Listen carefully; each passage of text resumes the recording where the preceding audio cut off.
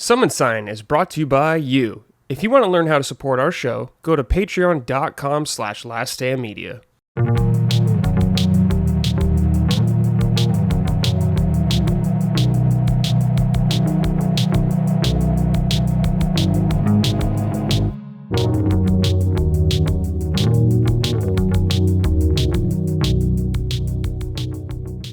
Hello everyone, welcome to episode 117 of Summon Sign, Last Stand Media's weekly in-depth gaming discussion podcast. I'm your host, as always, Brad Ellison. Joining me, I have two excellent gentlemen right here. First, we have Mr. Matty Plays, or just Matt. I want to call you Matt, because that's my brother's name, and I'm used to that. You can call me that. Yeah.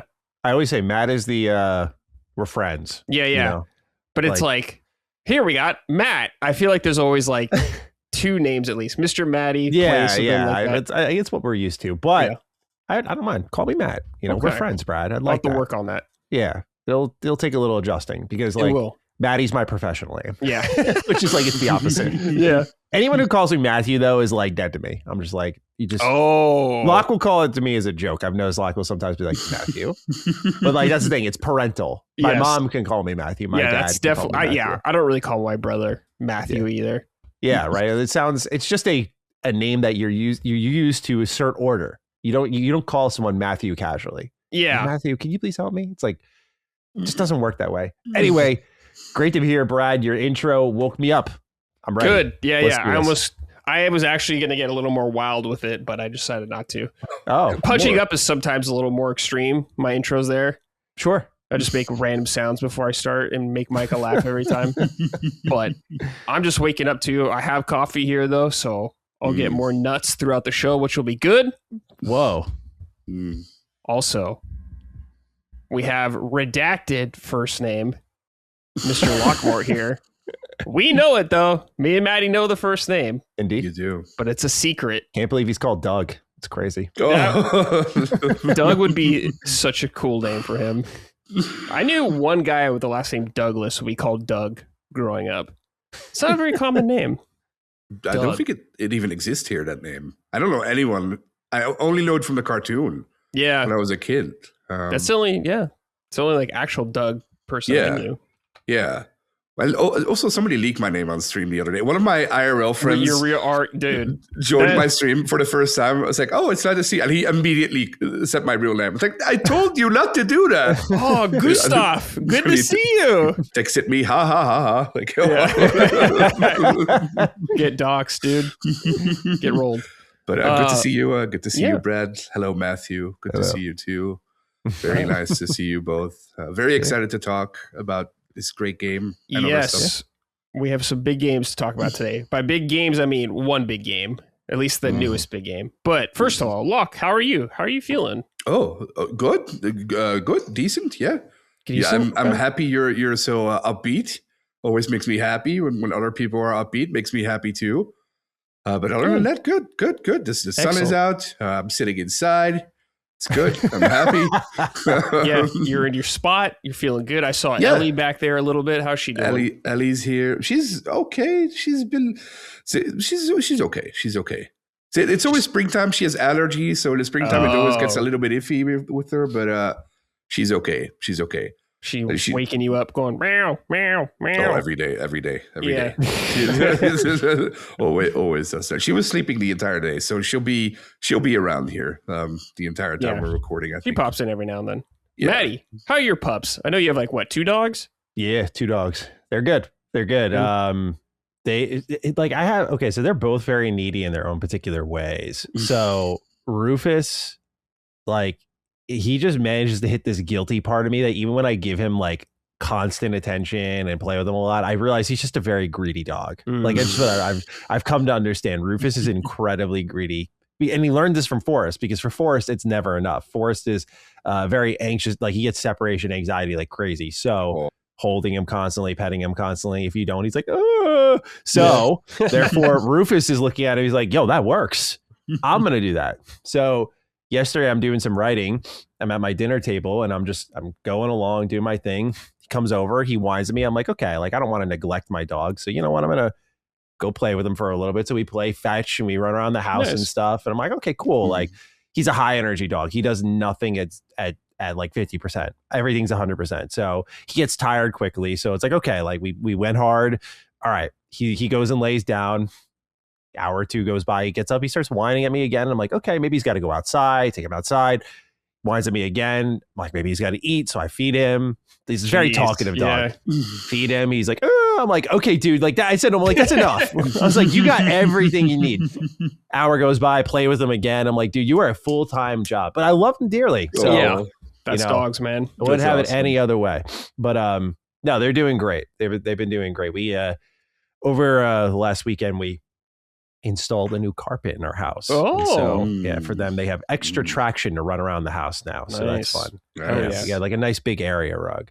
And so we put that in. That was part of my ignorance. Didn't know how heavy rugs are. Oh yeah, dude. Super heavy.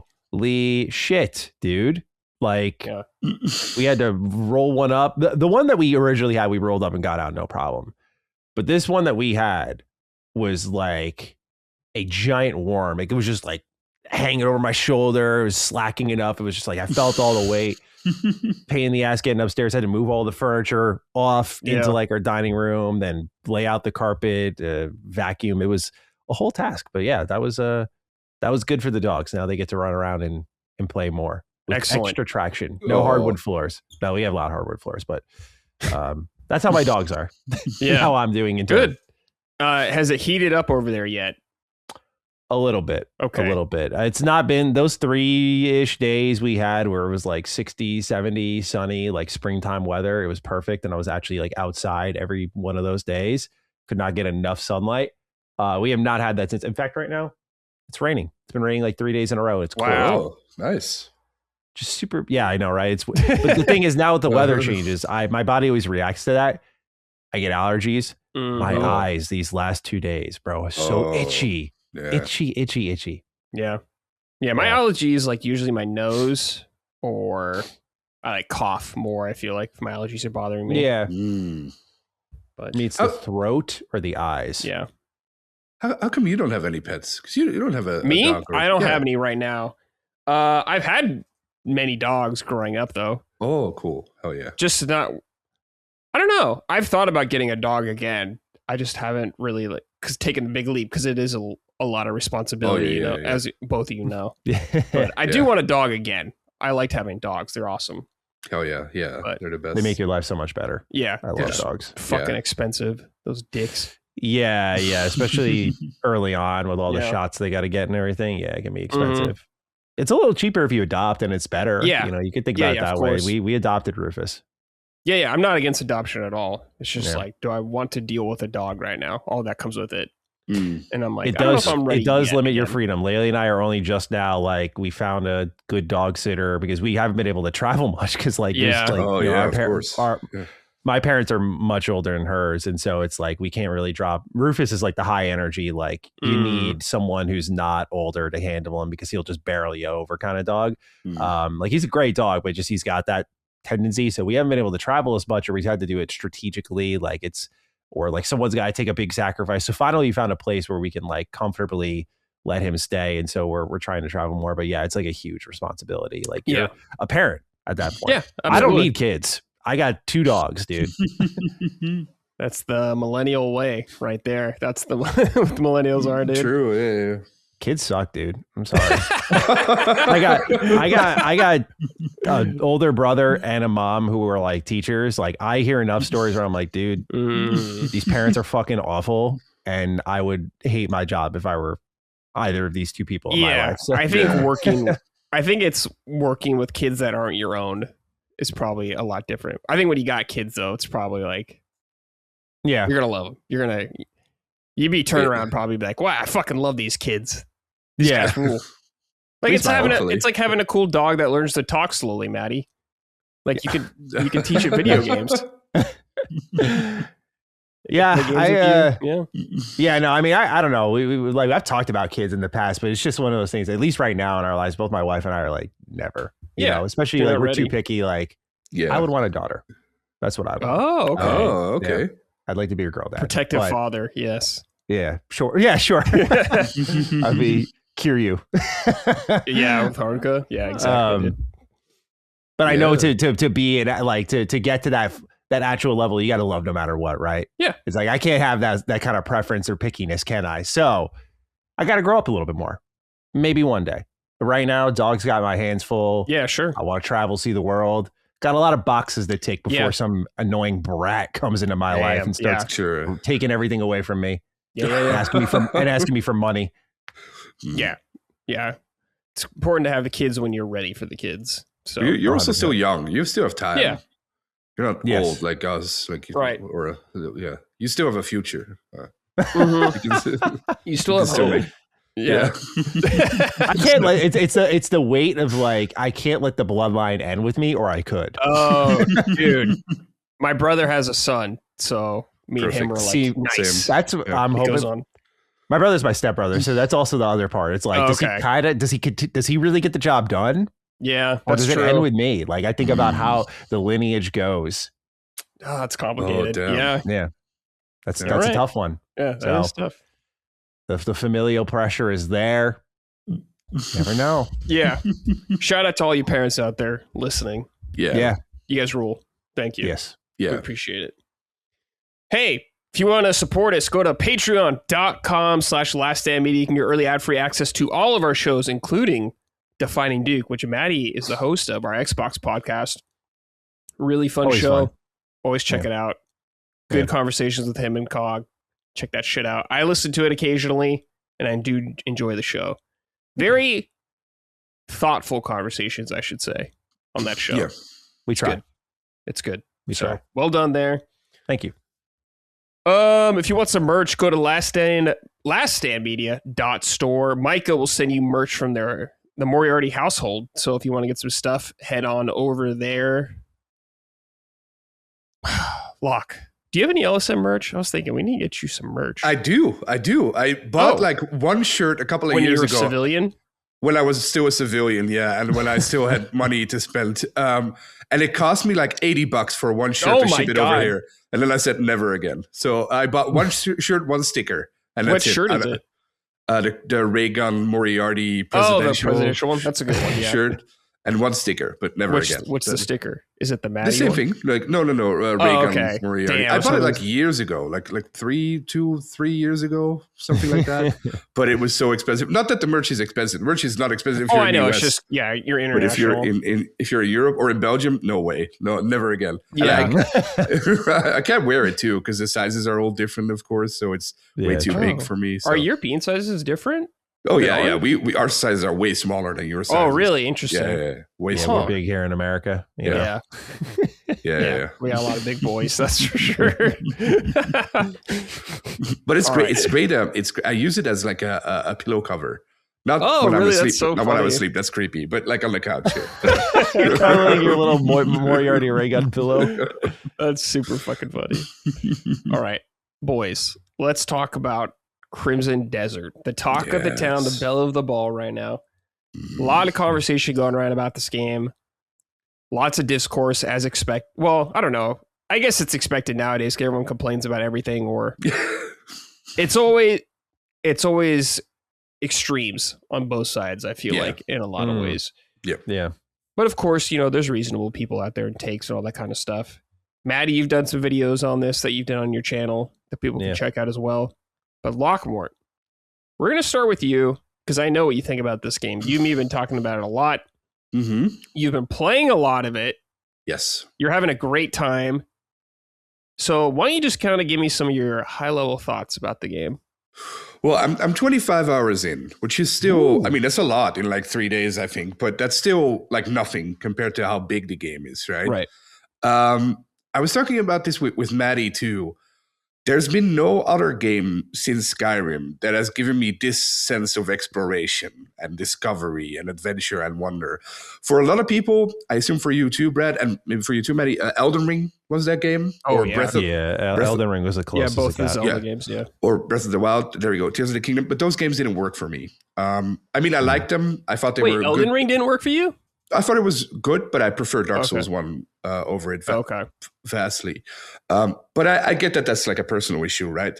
But for some reason, this game does work for me. So the exploration in this game does work for me. I know why. It's because Elden Ring it has NPCs, of course, and it has like the great stories there, but you have to look for them, and it's not really a living world. There's no like bustling towns and stuff like that. Yes. Yeah, which is what I like in RPGs. To have even the first town here in Crimson Desert, which is like bustling with life, and there's people everywhere, NPCs everywhere. They move, except for the shopkeepers who stay in place, which is funny. But everybody else moves. There's a lot of realism in this game too, in how the NPCs move and talk. And like I bumped into a woman the other day. You have it noted down. And I bumped into her and I fell into a stall and the stall collapsed. And she literally told me, "What the fuck are you doing, you fucking idiot?" Like, oh. There are some strong reactions when you like run into someone with your horse. And I love that you can just barrel people over. Dude. Oh, yeah. Like, it doesn't matter like age, gender, nothing. You're just fucking running them over. Yeah. I accidentally pulled out my sword in town and accidentally hit someone, and the guard came over and he called me a bloody cunt. And it's so immersive is like an annoying word, I feel like, but it is so immersive. Like the NPCs, when something bad happens, they run away, and not just to one direction like in other games, or not just inside their homes or in other games. They disperse all over the place. When they pick up their stuff, or when they drop items, they pick it up themselves. You can follow them around. They have really cool animations. They bully each other. I saw 2 NPCs bully another NPC at a certain point out in the field. They have it's not to say like they have their own lives. Of course, that's not the case, but they did a really good job of selling you on the fantasy here that these NPCs are real. It's also such an atmospheric game. Like when the rain comes trickling down and you're just walking through the meadow, and it's so beautiful. It looks amazing. I won't say it's one of the most beautiful games ever made, but I think in the genre, it is one of the most beautiful games ever made, like in the open world genre. But I think what highlights what I love about this game the most is just a little. I have a couple of notes here which I wrote down while I was playing it, right? And one of the quests I got, it's in the first 10, 12 hours of the game. So I got a quest to find 2 grain mains, right? Everybody gets this quest, right?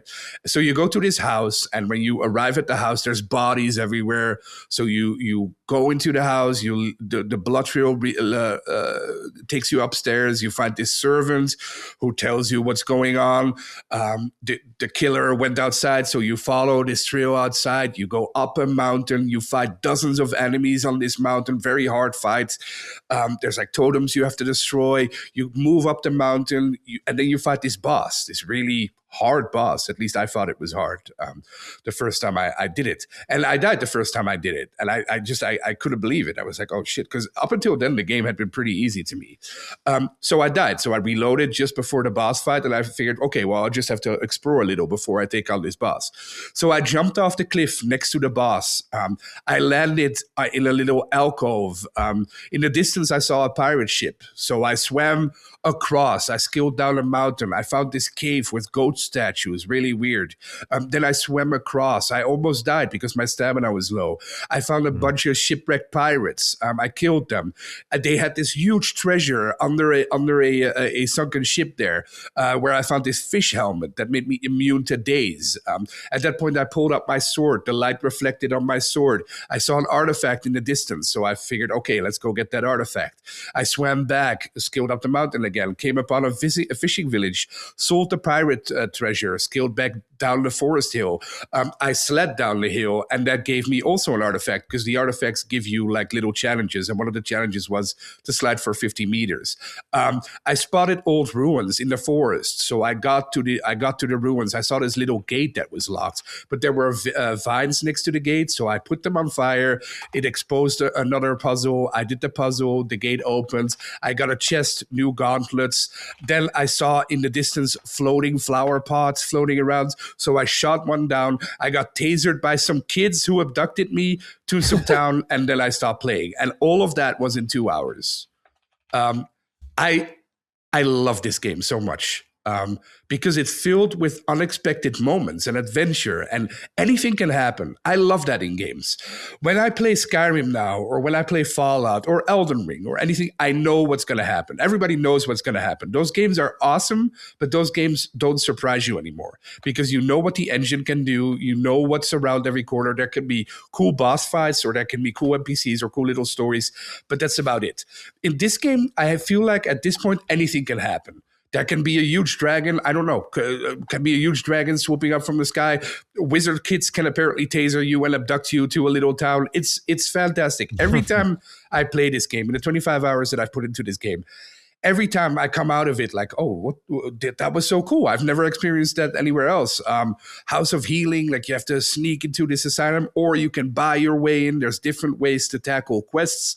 So I think this game, and the sense of exploration, the sense of wonder, the sense of adventure that it has is, for someone like me, amazing. Love it. Absolutely. Having said that, the first 5 to 8 hours, depending on how long you take, are atrocious. The intro, where it doesn't explain you everything, it doesn't have to explain you anything, but it's just bad. Like, we have to be honest about it. Like, I think the intro is just bad of this game. It kind of like... It felt like to me they assumed you knew already a lot about some stuff. Well, like, even if you the did, Greymanes and your relationship with them. Well, yeah, this weird hobo that is God apparently, or something like that. Yeah. Oh yeah. I think the part with the Greymanes is okay. Like, that's the premise of the game, right? The Greymanes get killed or dispersed, and you have to collect them. You have to bring them back together. That's the premise of the game so far, at least. I don't know. There's probably a whole different plot that goes on afterwards, but that's the plot at the beginning.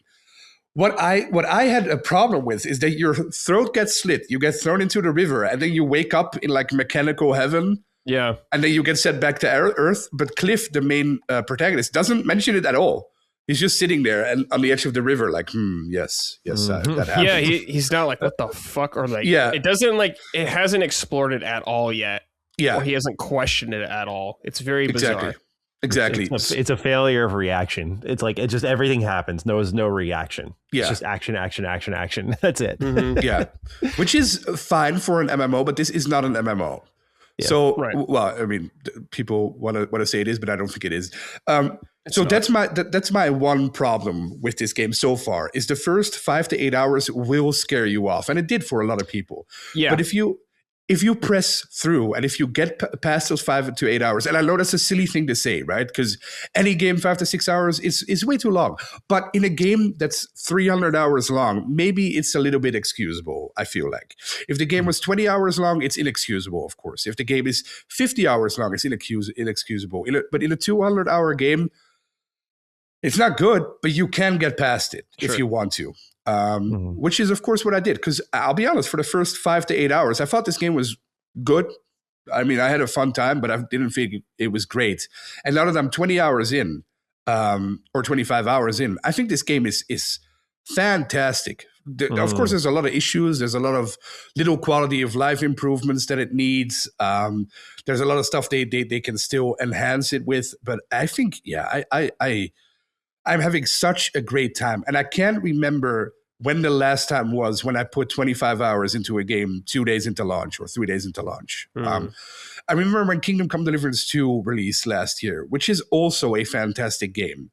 But that takes, how do I put this? Kingdom Come Deliverance 2 is a game that takes a lot out of you. So the sessions you put into it are very heavy. Yeah. Which is a good thing. This game you can pick up, you can play for 2 hours, and like I just described, have a wild adventure all over the place. And it's awesome. Yeah, you feel great after you come out of this game. So if you're at all interested, I think, in exploration or in just combat in this game is also really fun, I feel like.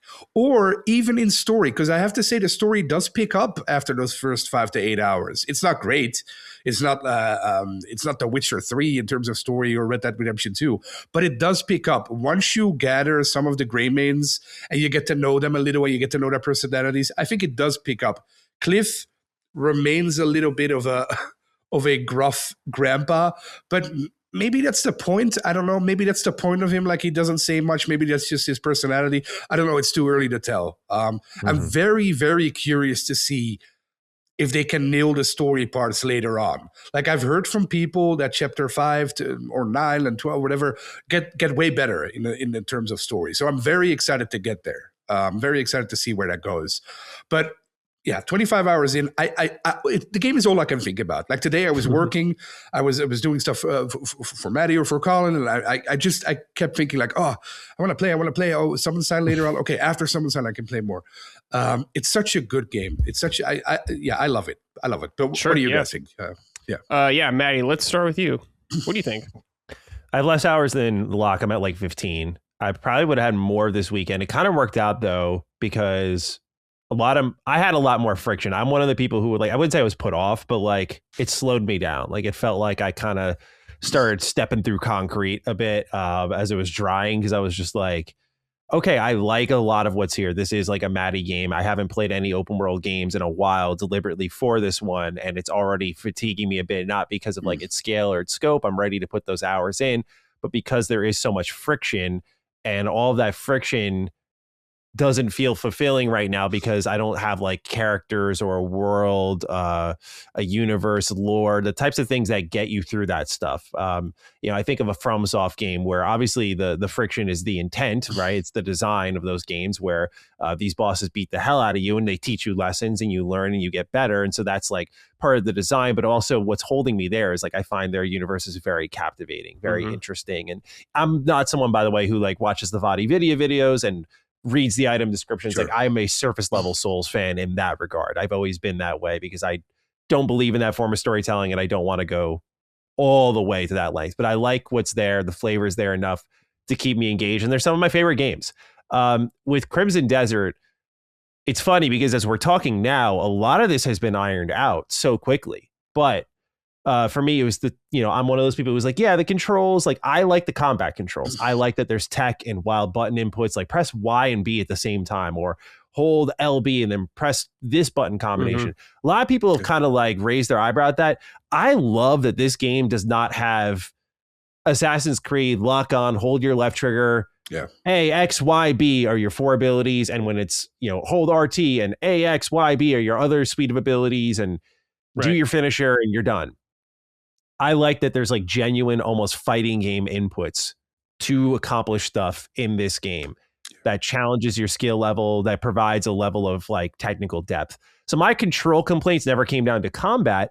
It really was like, why does my character in Cliff, or whatever protagonist you decide to run around as, why does he control like, John Marston or something, when this game is not committed to, in my eyes, not the way Locke described it, but to me, when I think realism, I think like KCD 2. Like, you want to feel like every bit of that game's design is built around realism. But I don't feel Crimson Desert really does that with like its camera distance, the way Cliff moves in fights where he's like all over the place. But then when he jumps, when you're just exploring the overworld, it's like, a GTA hop. Like it's very sluggish, very delayed, but they've smoothed that out. This latest update they did over the weekend, announced on a Sunday, irons this stuff out. And so I'm sure some of my complaints are neutered, where that's what's got me excited to dive back in, because after my 15-ish hours, I was like, okay, I knew I had a busy weekend coming up. I knew I had to do some writing stuff, and I was going to be with my parents for a little bit this weekend. So I dedicated my weekend to Pokopia, which we'll talk about later. So for me, it was like, okay, I'm going to get back to this because I get where Locke's coming from with like you could put in a couple hours and get something out of it. For me, I like to marathon these games. Like, it's what I did with KCD. Like, I like taking big bites from my burger. That's how I am with these things. I'm very greedy with them because there's just, I like that feeling of just like a whole game within a game was experienced there. That's what made me really fall in love with KCD too. So, I wanted to go with Pokopia, and it turns out it worked out well because these updates have like targeted some pain points for me. There were complaints I had about, hey, there's this helmet you get, the Visione, you have to put that on and then go to your radio menu, select it, open up this menu of like turning it on, then opening up a bunch of sub menus which have lists, and then finding the memory that you're trying to look at and then clicking on that, and then it plays the cutscene. Like, now this update puts it on automatically, plays the memory. It's like how it should have been. Well, you know, but go ahead. Sorry to interrupt you, because that's one of those things. Because you just said you had to go into your menu and manually equip it, right? Mm-hmm. But you didn't have to do that. That's like the radio menu, right? Like that's there to like. You didn't have to do that. Because that's the problem with this game, I think. Like it doesn't tell you what you can do. But like for instance, with the problem you just described, a lot of people had the same problem. Right. I think our friend Justin had the exact same problem too. A lot of people had this problem. But if you just looked at the memory and the bar would fill up, it would automatically already signal that you can use the helmet. So if you press start, it did it automatically. So you didn't have to do that thing on the bottom right, where it like, I've noticed that because that cycles constantly. It's like your most recent item. Yeah. And that gets into like the only other complaint I had before I showered the game with praise is like, I just don't think it's a great teacher. I think that's its biggest problem. And you could tell, like, you know, they did Black Desert Online, but like now they're going into this. This is very different for them. You see all the ideas, you see all the potential, but like the game is a terrible teacher. And it's something that I think is a good example to point out on where there is good game design and where there's not. Like I use this puzzle as an example in my video. So if anyone listened to it, I apologize for being a little redundant, but like the example I used was like a very early game puzzle. No spoilers, but like it's just very early game puzzle. And puzzle's even a generous term. It was not like a brain buster by any means. But basically what happens is the game teaches you to use this ability called Nature's Grasp, where you can grab big objects and you could lift them up. And so they show you how to do that. And then you do it and it opens up and lets you enter a chamber to start this puzzle. So like right there, that's a good example of like very basic teaching. You can do this. Okay, I understand the ability. Now go ahead and do that. Enter the room. So then you enter the room and the next ability you learn is an ability called Focus. And that ability allows you to slow down time and regenerate your spirit, which is what's used to do things like Nature's Grasp. So when I learned that, just based on the previous step, I'm likely looking at this puzzle in front of me thinking like, okay, how do I use Focus now? Because they decided to teach me about this right here and now, because that's just how these games work. For as much as this game doesn't hold your hand, it also holds your hand endlessly. So I'm led to believe the game's trying to tell me something. How am I going to use this? There's no use for focus in this puzzle. What you have in front of you are 3 buttons, and it's very simple. You use your force push, and you push the buttons in. Again, not a brain buster at all. So it's not, but it's partially me being an idiot. But it's because like the game's kind of misdirecting you. So I'm looking at how to use focus because what's before me are these buttons that look the exact same as in the game's first puzzle, where they teach you about the I always forget the name of it, axiom something. And you shoot out your little grapple thing, and you grab these buttons and you rotate them. So I'm looking at them like, okay, do I rotate these things? And like, because I see like a line going through, and I'm thinking that I got to rotate these other buttons so that the line can go all the way to the other end of the room, because I see another set of pipes there. And it turns out all you have to do is press these buttons. Again, it's not like I was sitting there beating my head against the wall for 40, 50 minutes, an hour. It was like a 5-minute process, but those little bits of 5-minute pockets or less will crop up a lot. And it's not just like early onboarding, learning the game. It's just moments like that where I'm like, why the fuck did the game try to teach me about focus here and bring me off the track when it was just in the process of teaching me things irrelevant to this mini puzzle? So again, nothing that should derail you, but you should be aware that this game is an awful teacher. And I think Locke's example there is a perfect example as to why. The game is loaded with UI. So when I start to glaze over when I see that menu on the right side, which if you hold the start button, it's like a series of diamonds on top of already your map, what day it is, your health, the lock-ons for enemies. Like there's so much shit on screen that it's like, okay, this is where you feel the MMO spirit of the game. Like where it started off as an MMO and turned into a single player game. It's like, that's where you feel is like just menus and menus and menus. But it does have answers. That's the key point, which is why I say it's a bad teacher, but it does have answers to almost all of your problems. And now with the patches, they're providing more answers. So I'm very like optimistic about the game. There's a lot to complain about with the game, but also at the same time, I am giving this game more of a chance than I would other games because we have not really seen anything like this. Like Locke mentioned, like the proprietary engine, like you haven't seen these tricks before. Yeah. Its scale and scope, I feel like is already being a little, not to over defend the game, but a little taken for granted. I'm like, we have not, like, this is not something I just like go to the top of a tower and I see in high detail the world around me. Like I can see into the next biome in grand detail. I think that is incredible. It's something I've dreamt of. So obviously I need to find all the valuable content there. I think the game's got a sense of humor that's kind of underrated. Like I found like a a big like sheep that I had to like take back to camp. And I'm thinking you're going to lay the sheep over the back of your horse and ride your horse back to camp, but you just keep the sheep up on your shoulder, climb up on your horse, no problem, and just ride back to camp. It's hilarious. So yeah, like I like how these, like I captured a bandit up in these snowy mountains who was pretending to be a bear to try to lure his mama bear back, you know, by like gathering honey. Like the game's funny. So there's something there. There's a personality there. It's a massive world. I think for me, this is something I loved about something like KCD2 or other Bethesda-like games, Tainted Grail. I like the interaction. Like I like being able to talk to everyone, have conversations with everyone. This game's not an RPG, and that's where like the worlds and the town itself, like it's kind of, to me at least, I receive it more as like a series of vendors. And you know, there's not like much engagement to be had. So, you know, there are some drawbacks, but overall, like I am liking the game more than disliking it, but it is tough to get over that friction when the story is so nonsensical and there are all these moments of irritation, and the amount of time required is the length of a lot of games nowadays where it's like, oh, put 10 hours into it, you'll get there. And it does get great. And it does start to turn the corner, but it's like, man, like 10, you know, for some people with limited time, that's like a week's worth of gaming sessions. And like, it's like, oh, and then it gets good. What if I don't like it then? So yeah, it's like a kind of mixed bag game. It's, I think, one of the most accurately reviewed games, at least at the time I was doing my impressions. It's not mixed anymore from what I saw on Steam, but it was mixed on Steam, 78 Metacritic. I'm like, yeah, this is like a very, like, you love it or you hate it. It's a hot and cold kind of experience. But overall, I like it more and I dislike it. And I'm very eager to try the game some more after this update.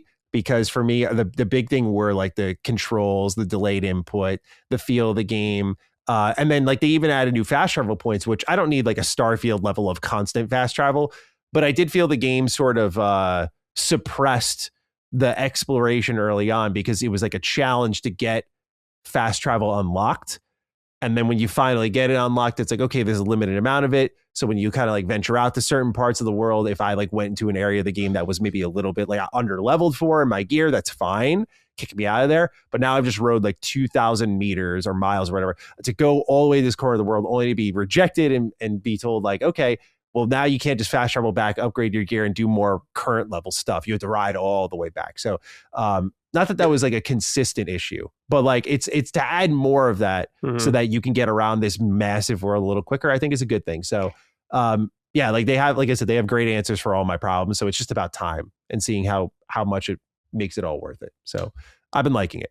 They added a shit ton of those waypoints because when I played it earlier today, I kept stumbling into them all over the place now. So they added a bunch of them. Yeah, they dove right on top of it. I mean, like I have screenshots of the patch here. I mean, it was so surprising because there were so many things they could have done over time, like the private storage. Now when you unlock a skill, you know, you used to have to watch it. Like I unlocked drop kicking. I used to have to watch enemies drop kick like 2 times, I think. Now it's like on the first time I would have unlocked that. They teach you the force palm really early in the game. Your lantern's range has been increased. I don't know which puzzles, but they improved the visuals for puzzle clarity.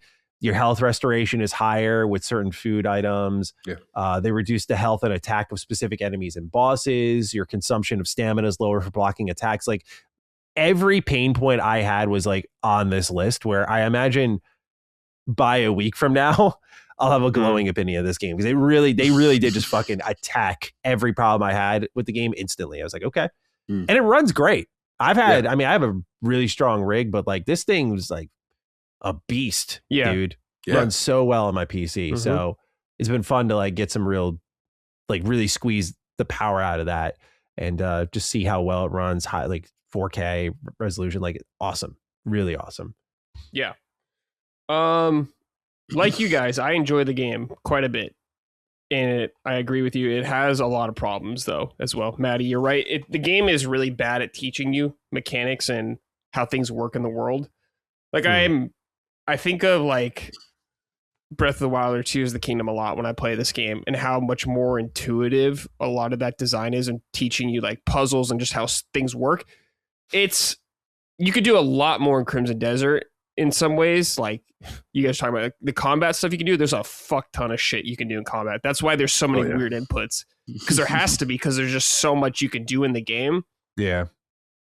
But I've had annoying points where like I unlock a skill in the skill tree, like a very early skill, and it's like you don't have enough stamina to use that. I'm like, what the fuck? Why are you even letting me unlock this thing right now? Then if I can't even use it, it's with your like the fake ultra hand thing, your arm that shoots out. It's supposed to like let you grapple and kind of launch like a Spider-Man kind of thing. And it's just like, you don't have enough stamina to do this. I'm like, what the fuck? I have 4 or 5 points in stamina already. Like, how much stamina do I need to use this fucking thing? And it's like, let's like, why are we doing this kind of thing? But the game does look very good. Very good. It runs really well, like you were saying as well. I have a nice PC. We're all playing on PC, by the way, so I don't know about console versions. I have no idea how those are. Yeah.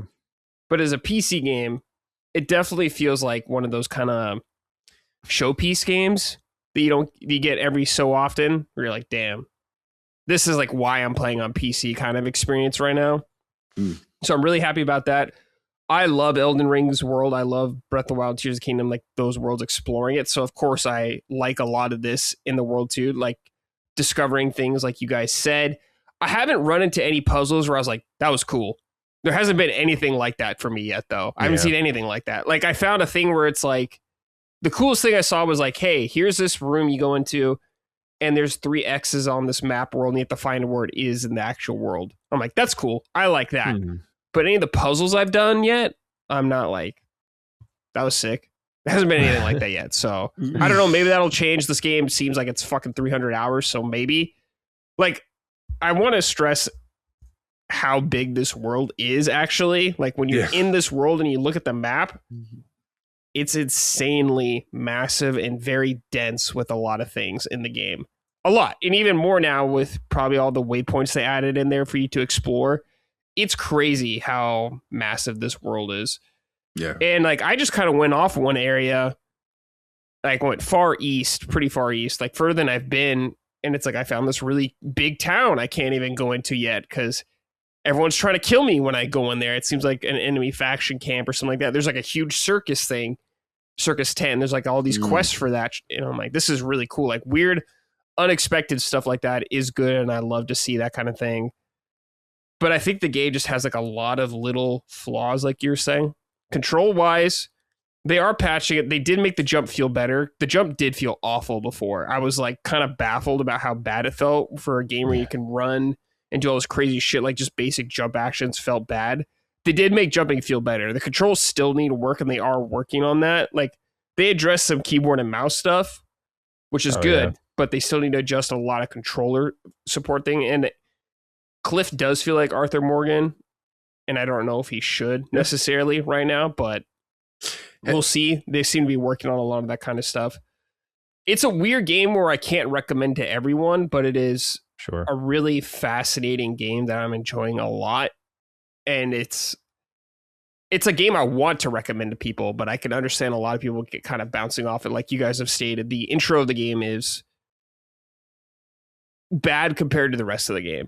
It's not like I wasn't like miserable or anything like when I was playing the game. I was still enjoying myself, but it is a step down compared to when the game kind of finally cracks open more.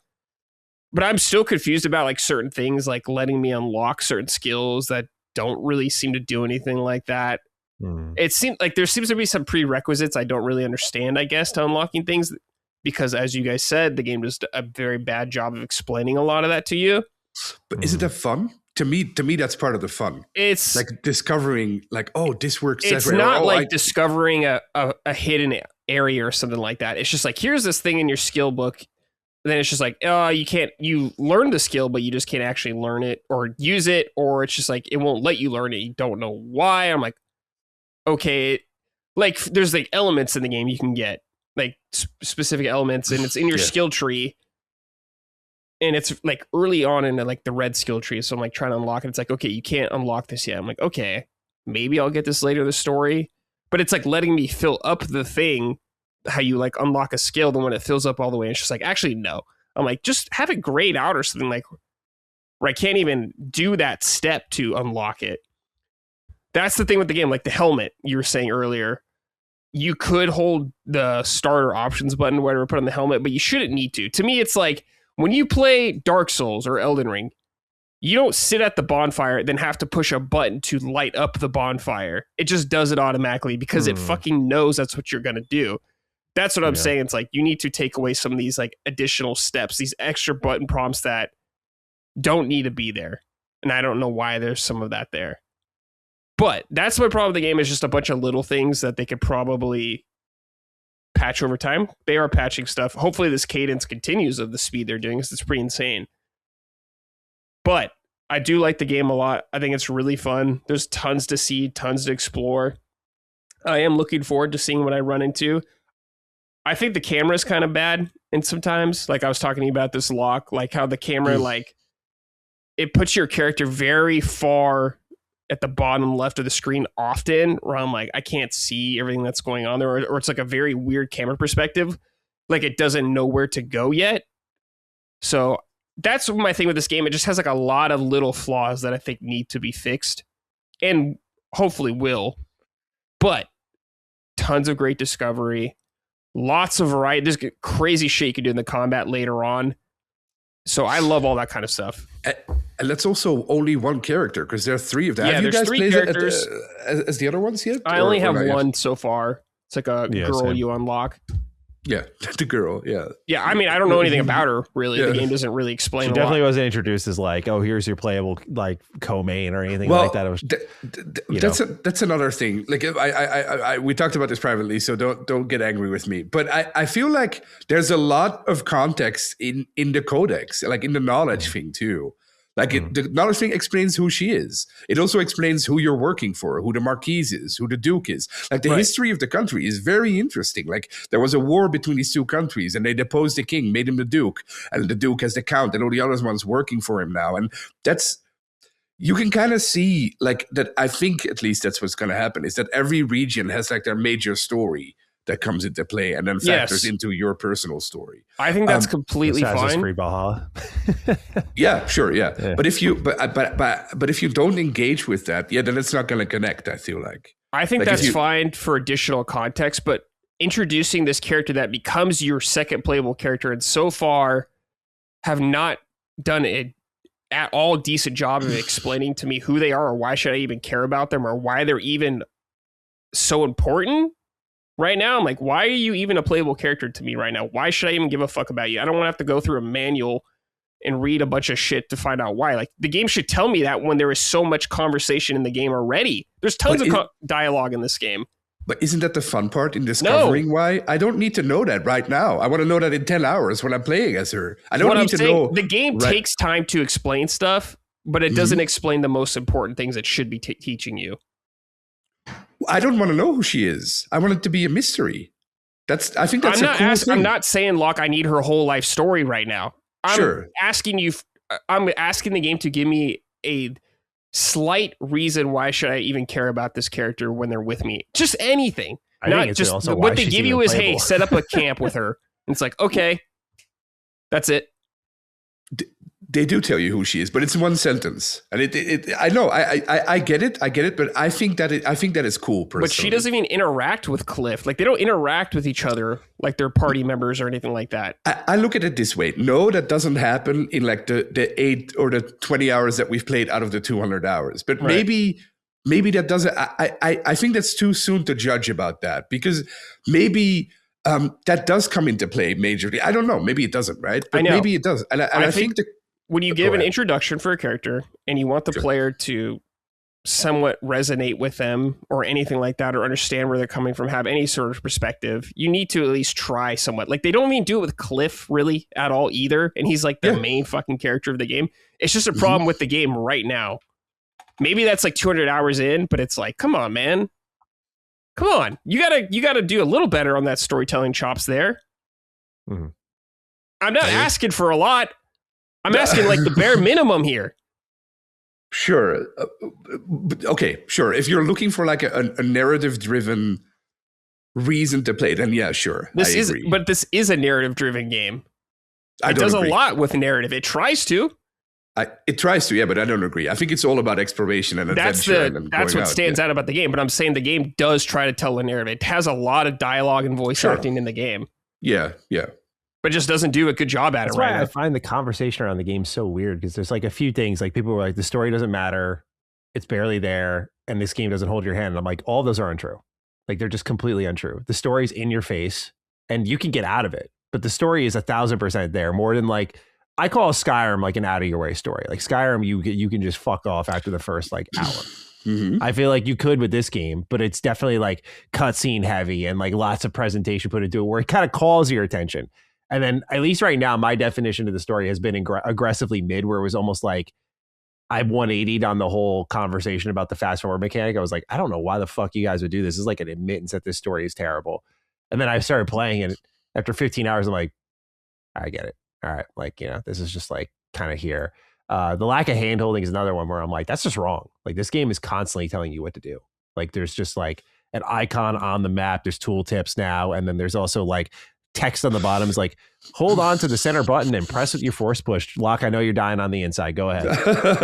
Well, for instance, the boss, the one of the first bosses has these totems where enemies spawn, right? That's correct. And a lot of people didn't know that leading up to the mountain, the game teaches you that you have to destroy these totems so that the minions don't spawn. So that when you get to the boss and these totems spawn, you know, I have to destroy the totems. Then I can attack the boss because the minions despawn. So I feel like the game does teach you this stuff, but you just have to.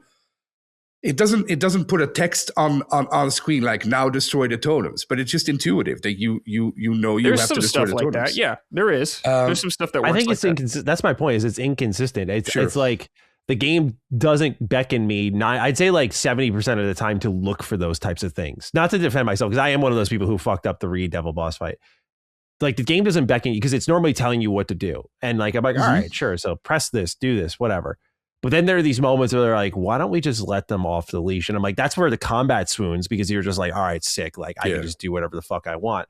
But then they have these moments where, again, they take you off the leash. And I'm like, okay, so now like I'm off to do whatever I want. It's like, I don't want the guardrails. I hope people understand. I'm not arguing for the guardrails. It's just so inconsistent that I think, again, I look at KCD2 and respect the game even more than I already did, because I'm like, that's a game that really teaches you perfectly, and then at the right time lets you off the leash to be like, okay, like, go have at it. Like, you know enough now. Where this game kind of wants you to do that, but at the same time, they're a little bit afraid that if you don't know what to do, that you get stuck. We can't have that. So they'll tell you what to do. But then there's moments where like you could feel the internal fight was like, no, come on, we can't tell them how to do that too. And so they don't. And so it just goes back and forth on that. And it always, and again, it doesn't feel deliberate. It doesn't feel intentional. It doesn't know what it wants to be in those moments. It's why the game is so hot and cold to me, because it's like, it's got these times where it just doesn't know if it wants to tell you something or not. And then you get frustrated. You're like, oh, the answer, again, I said the answer's right there. Like, oh, hit the totems. But like, it's not as in front of you at times. So I'm sure people hear that and tell me I'm advocating for like a fucking stupid easy mode, but I'm not. No. I'm just saying, like, it's just a bad teacher. It's a really bad teacher. And it's frustrating, because if it were a better teacher, you could do it in a way like KCD2, like, which we both love, which is like, it's elegant in how it does it. And it doesn't really have to talk at you a lot. And then you kind of know these suite of rules, and then you can play with, or really lack thereof, with rules and how you can play with that. So I just wish the game kind of picked a direction and stuck with it. Don't you think maybe, I'm not, because now I'm going to sound like a hard defender of the game because I disagree with so much, but I think the game has problems and it's nowhere near perfect. So just to be sure. I don't think it's a 10 out of 10 by far. But don't you think, because and again, it's not an excuse, because the game is so big, I view, every time I see text on the screen, I view that as a literal tutorial. Like, I'm in the first 2 minutes of this game, even though I'm 5 hours in, it's explaining this mechanic that I might or might not use, right? But then when you have stuff like the totems, that is gameplay to me. That is not a tutorial. So I think there's a difference between the two. I think the thing you highlighted earlier with that puzzle where you have to use the force palm force, I think it's called. Yeah. I think that is a great example, because that is just stupid that they did it that way. That's you're absolutely right. That's counterintuitive there, because they teach you this thing in the tutorial and then they expect you to do something else. That's just weird, right? But I think at other points the game does respect your intelligence, if I should call it. Like I saw a lot of people having problems with like the first puzzle in the abyss, because the game doesn't explicitly tell you that you have to go hang on the thing in the middle there. You know what I mean, right? A lot of people had problems with that, and then I think if you have problems with that, well, then I mean that's not the game's fault. Like I didn't have any. I don't think you guys have problems. I thought the visual cues, they do tell you now, but I thought the visual cues were like clear enough to know. Yeah, that was what you had to do. Like you couldn't just press that when you were on your feet. Like you had to get up there and. It's also you just try it, right? Too, right? Yeah, I agree. Like okay, maybe it takes you 20 minutes, but you can still try everything. You just don't. Well, it's too hard. I give up. What a stupid game! Like, nowadays, that's as simple as it is. Because people are. What I noticed with this game, which did bother me a lot, is people like played the first 2 hours and then left their Steam reviews and refunded it. And like that's where I agree with you completely. Where I'm like, okay, I get like the early friction. I am the biggest complainer of it, but we are reviewing a 200+ hour game and like tanking some scores out of like a 2-hour experience. I don't know, man. Like I usually don't get my back up on user reviews. I find them far more useful than the critic reviews. But like that was one of those moments I was like, geez, there's a lot of fucking like 1.4 hours logged, like shitty intro, downvote review. I'm like, damn, dude. Yeah. Like it's brutal. The users are. Oh, sorry. I was gonna say that's how important the intro of a game is. Yeah. Gotta have a killer intro that makes everything clear and precise. Yeah. Yeah. The users' reviews are about to hit 80. They're at 79 now. So, and they go from 58 on Friday to 79. That's a pretty good. It's definitely a game you play more, you will enjoy more. Yeah. But it's just if you can get someone to play longer, I guess, is the main problem with the game. I feel like, Matty, we talked about this privately too. I feel like they're going to redo the intro. I think they're going to do that because it needs it. I'm glad you brought that up. That'd be a good idea. Yeah. Yeah. I really like the fact that they jumped on all of these pain points so quickly. Yeah. I'm like, okay, they like did not hide from any bit of the criticism the game got. Now, obviously, there's work to do. Like we talked about maybe controls and whatnot, but I'm like, okay, they didn't really hide away from any key complaint. Like you can watch my impressions video, and if you look at the patch notes, every point they hit, every single point where I'm like, oh, this is a totally new game for me now. Let's give it a try again. But the intro, if they can iron that out and make a better, more cohesive intro, I think they will do it. I really do, because it's really the one, like again, if you can eliminate that, what do you have to say about the game?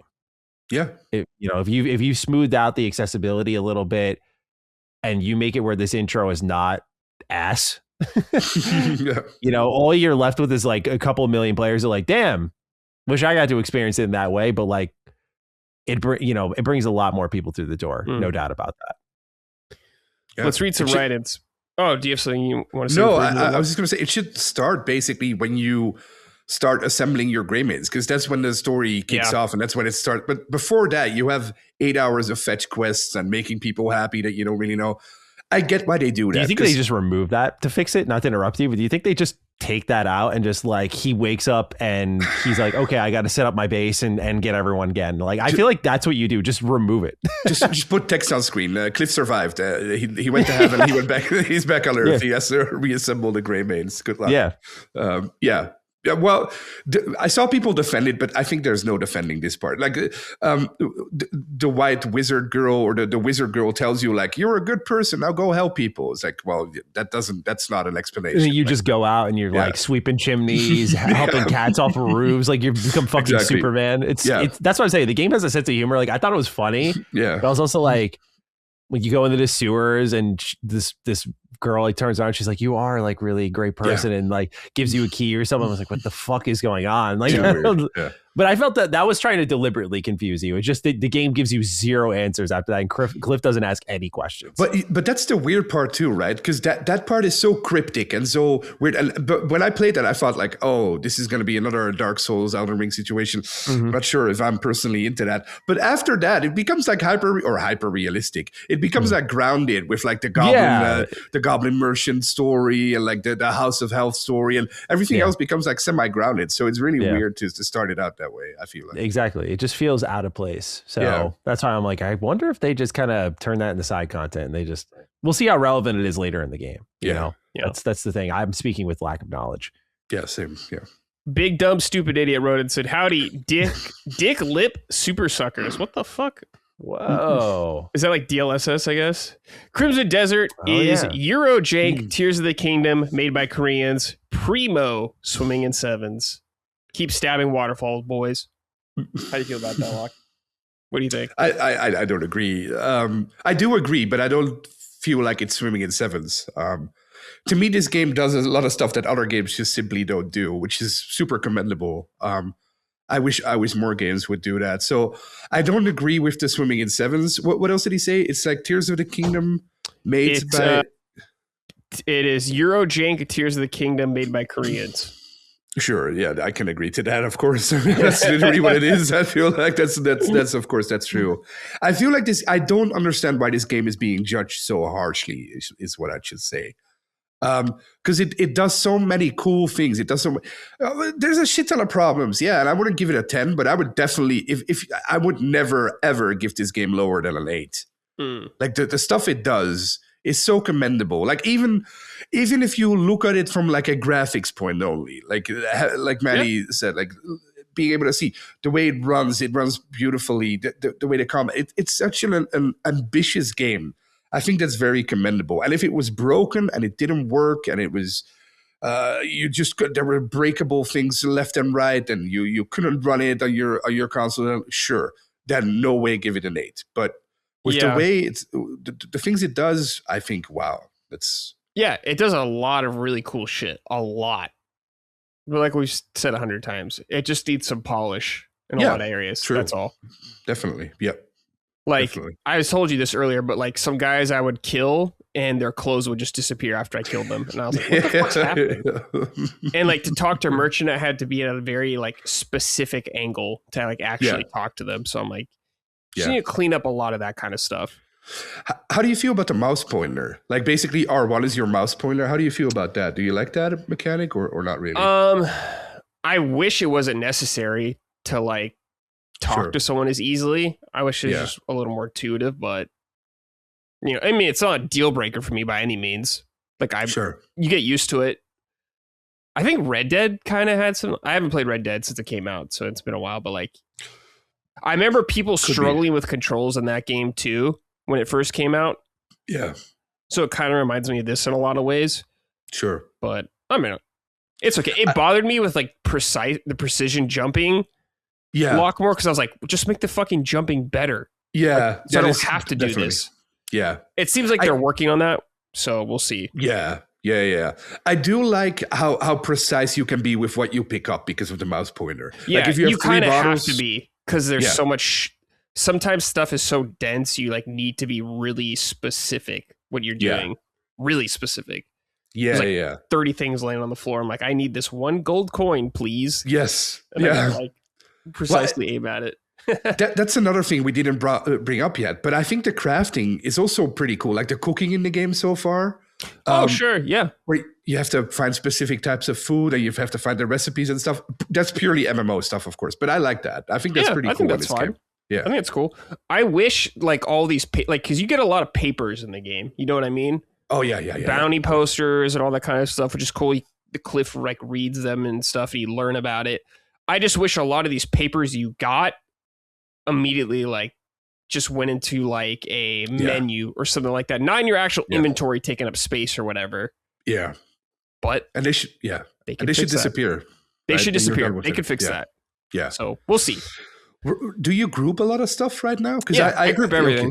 Okay. Yeah, me too. Yeah, of course. I think I think that's a cool feature, but I would like it more if it would also save up space in your inventory for real. Yeah. I agree. Right now it groups stuff, but do you have an issue with like the inventory space? Like, did you have inventory space? Not a lot. I sell stuff pretty frequently. Yeah. I actually like how if you do quests, you get more inventory space and you can like buy additional slots from vendors. I love shit like that. I think that's cool. Yeah.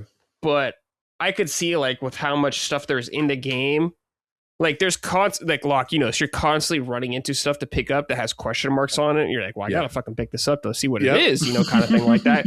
And that could add up real quickly in this game. All these different plants, like bugs, different types of minerals to get from like ore. There's a lot. So now that we have at least your storage, at least now, That makes this way more manageable, way more. Yeah, that's true.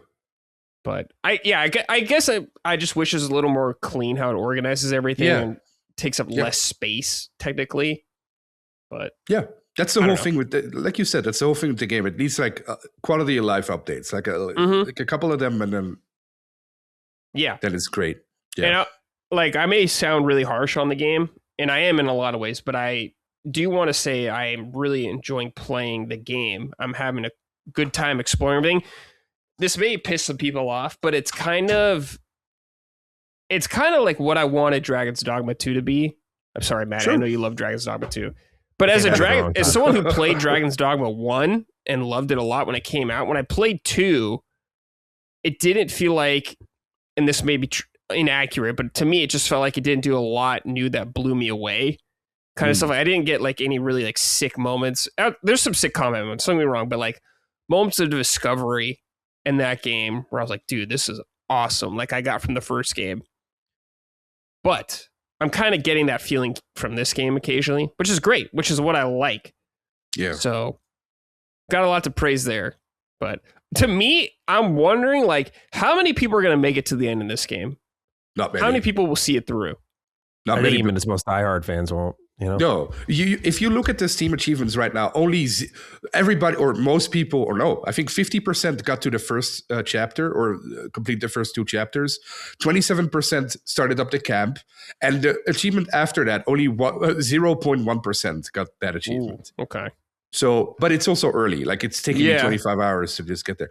I think it'll be like Skyrim. Like how many people completed Skyrim? Like, of course, a lot of people. Skyrim once. Yeah. Yeah. Well, me too. Exactly. So over the years, people will complete this game. But I think this will be a game where you sink in.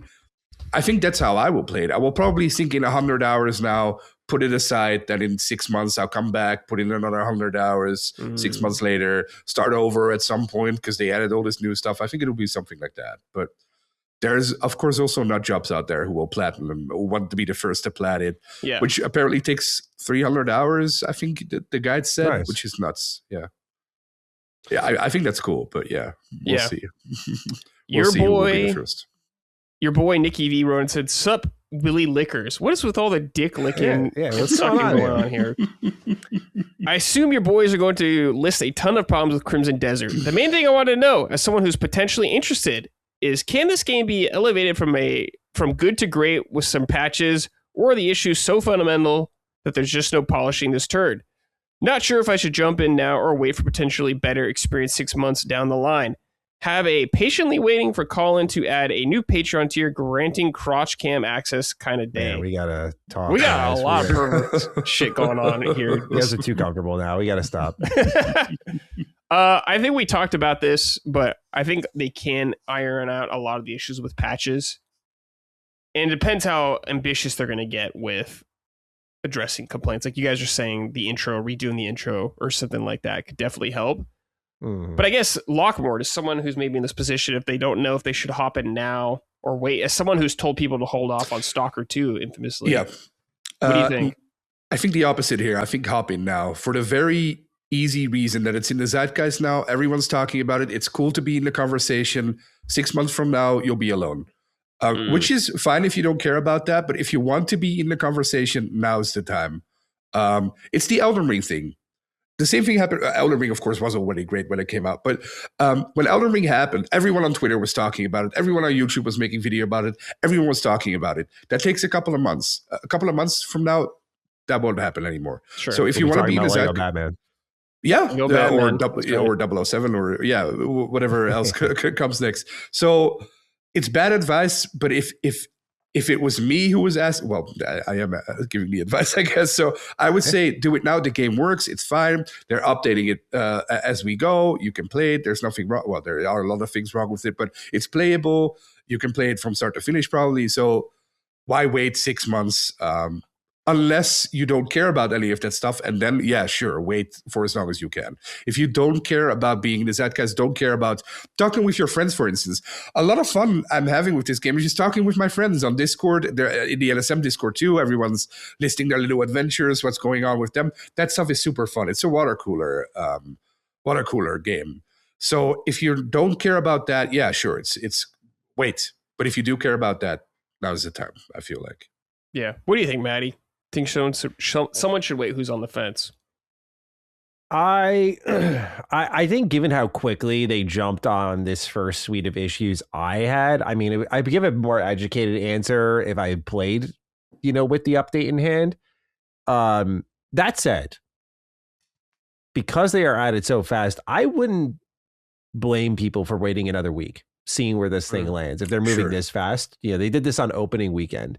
Give it another week or so. It'll still be in the zeitgeist, no doubt. See where things land. It's not going to be on a deep sale or anything like that, but see what else they tackle. See if they lay out a roadmap. See if they plan anything out, and then you can be involved at the same time as making that kind of educated decision. What's up? I hope the second you said it, roadmap, my hair, the hairs on my arm started. Don't do a roadmap. Don't do that. They're like an MMO team. I feel like they might, be like, this is when we're addressing this. This is when we're addressing that. It never works. It never ever works out. They never hit their goal points. Just do it. Don't talk about it. Just do it, like they did right now. Right? No. Yeah, honestly, yeah. I mean, I didn't expect a patch so soon because the headlines were like, it's like riding a bike or learning to ride a bike and whatnot. And I'm like, okay, so they're defending it. Like, they're not changing anything. And then a day later, they're like, here's a patch that changed everything. Like, great. So, yeah, I mean, maybe they aren't going to do a roadmap. But I guess what I mean is they might still do more updates. So I would give it at least another patch or so, see what they're targeting, see what they're talking about. I don't think that would hurt too much.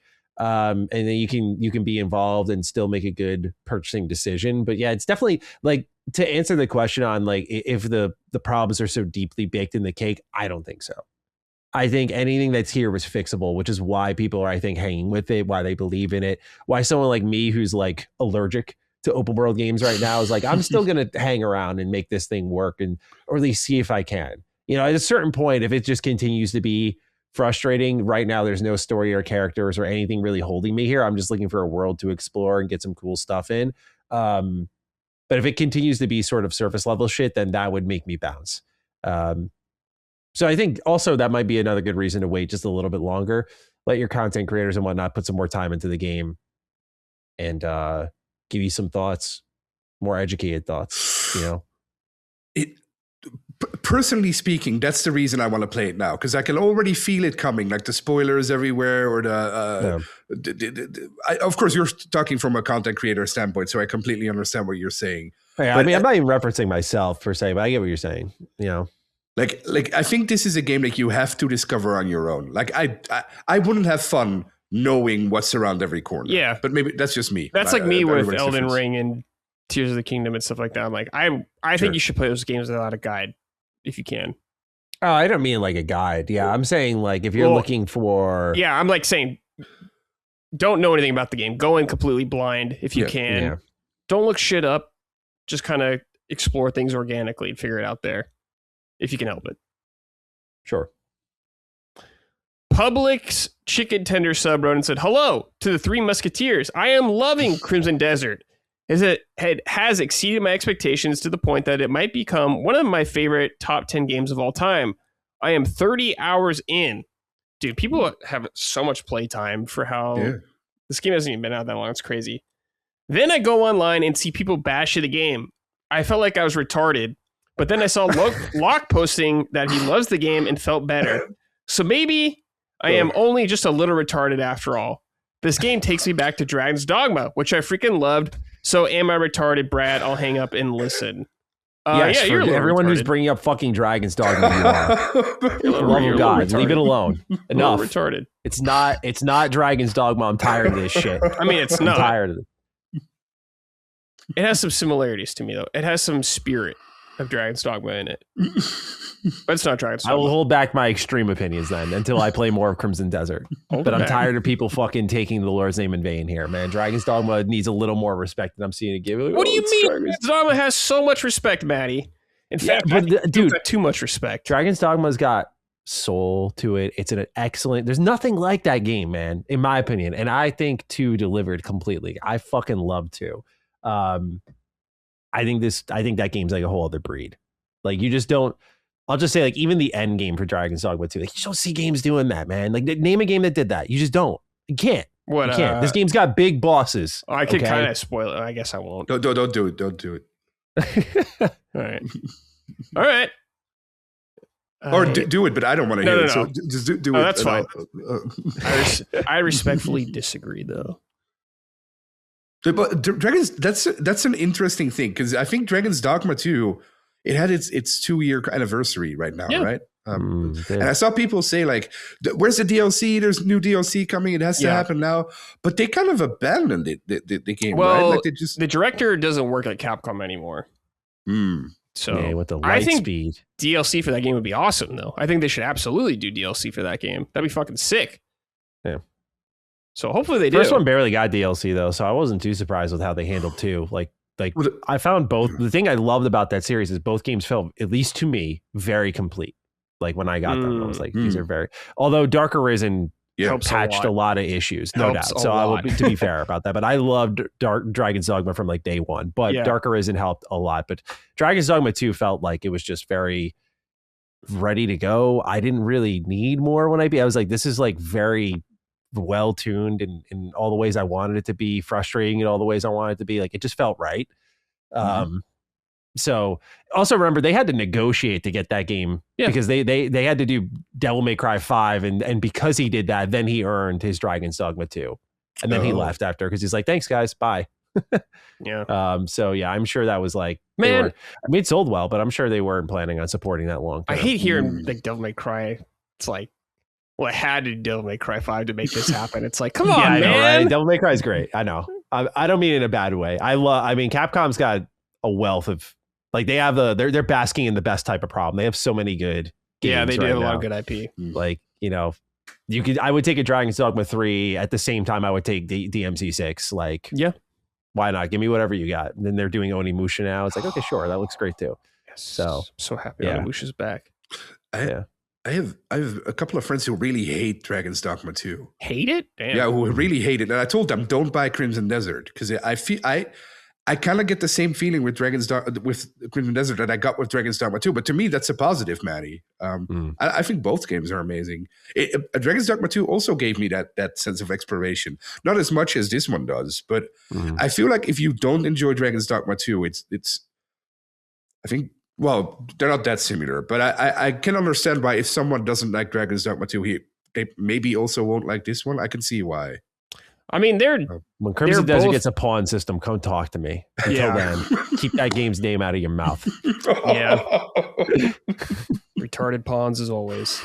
Yeah. But I wouldn't have any other way. You know, Dragon's Dogma to me is a janky series with a lot of charm. Yeah. Yeah. Sure. Yeah. And I think I love my jank, bro. Yeah. I think a jank's fine, you know? But also, like, I love that the game respects the clock. Like, it like you will miss tons of content. Yeah, when you first will go around. Like there's just like everyone's on a timer. You pass too much time. Like that's it. I love how punishing that game is. I don't think. Yeah, I love that too. About sniffs that level of punishing you. You know, it punishes you in a different way, in a good way too. But like it's, I think they're totally different in a lot of ways. They just have big fucking bosses. They do. Yeah. Let's see. Quiet Lighter Road said, "Hello, pal." Pywell Explorers. I personally, playing on a decent PC, have been having an okay time with Crimson Desert. Minus the awful controls or any sense of narrative cohesion in the opening hours, it's visually impressive with vistas that I would love to get to ASAP, but things along the way keep distracting me in a good way. However, my friend who only has the base PS5 has been saying the game looks bad and has horrible frame drops during combat sessions, regardless of the resolution mode he has set. He also told me that he's had frequent crashes, especially when he tries to look at the map. Pearl Abyss has been very cagey about showing off the console version of the game before launch, and it seems like they knew about the issues. I don't think any Xbox version was covered. I wonder how it runs there. Maybe it was a day one patch that caused the issue. Anyways, it's looking like people were right to question the lack of console version coverage / review, even if DF got their personal hands on it and did a preview. I mean, yeah, I can't really speak to the console version of the game. Same, unfortunately. Go ahead. I was going to just say I made my decision on PC when they started to hide the console version. Like they were all about transparency, and then like leading up to launch, they're like, "Yeah, no," about that base PS5 and Series X, and then base PS5 footage came out on like what was it, the Sony Japan thing.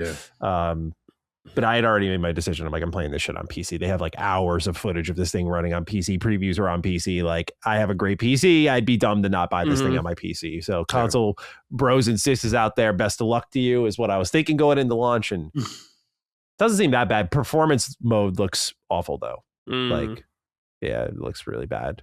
Like Final Fantasy VII Rebirth, kind of blurry. Oh, okay. It's like, yeah, it's 60, but like it's got the smudge on it. Yeah.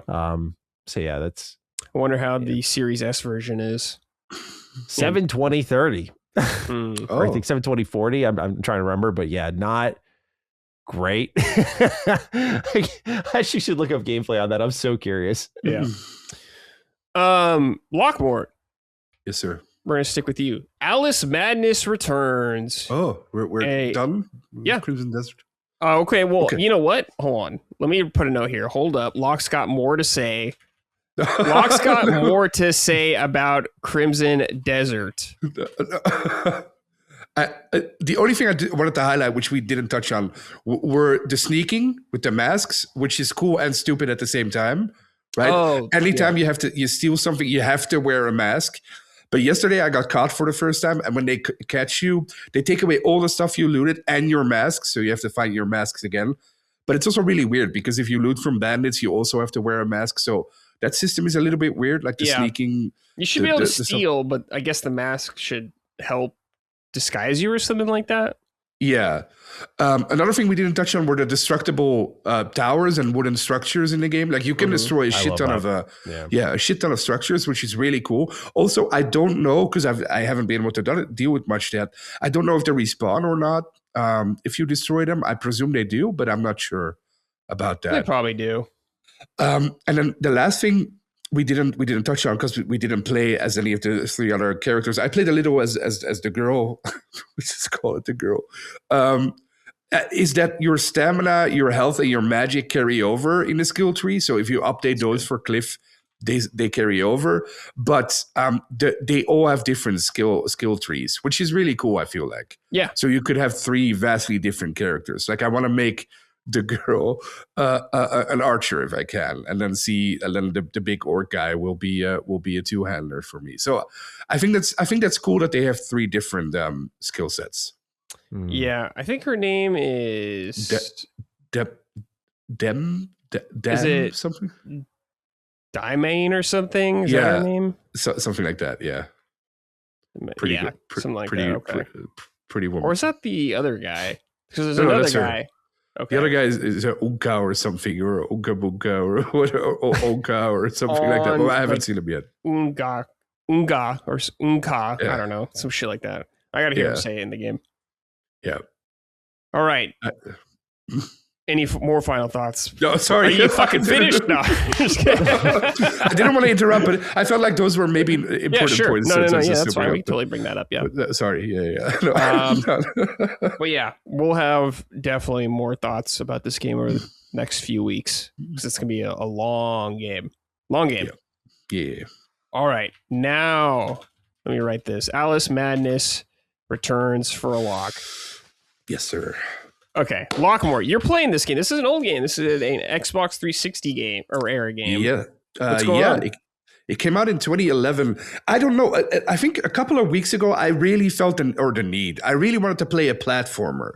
And it was between Psychonauts 2, which Matty loves and recommends. Psychonauts 2 is so good, dude. Yeah. So that's next on my list. Or American McGee's Alice Madness Returns. I already played the original years back, such a long time PC ago. Game, Yeah, long time ago. And I remember I loved the original, but I never played the sequel. I never played Alice Madness Returns, which came out in 2011.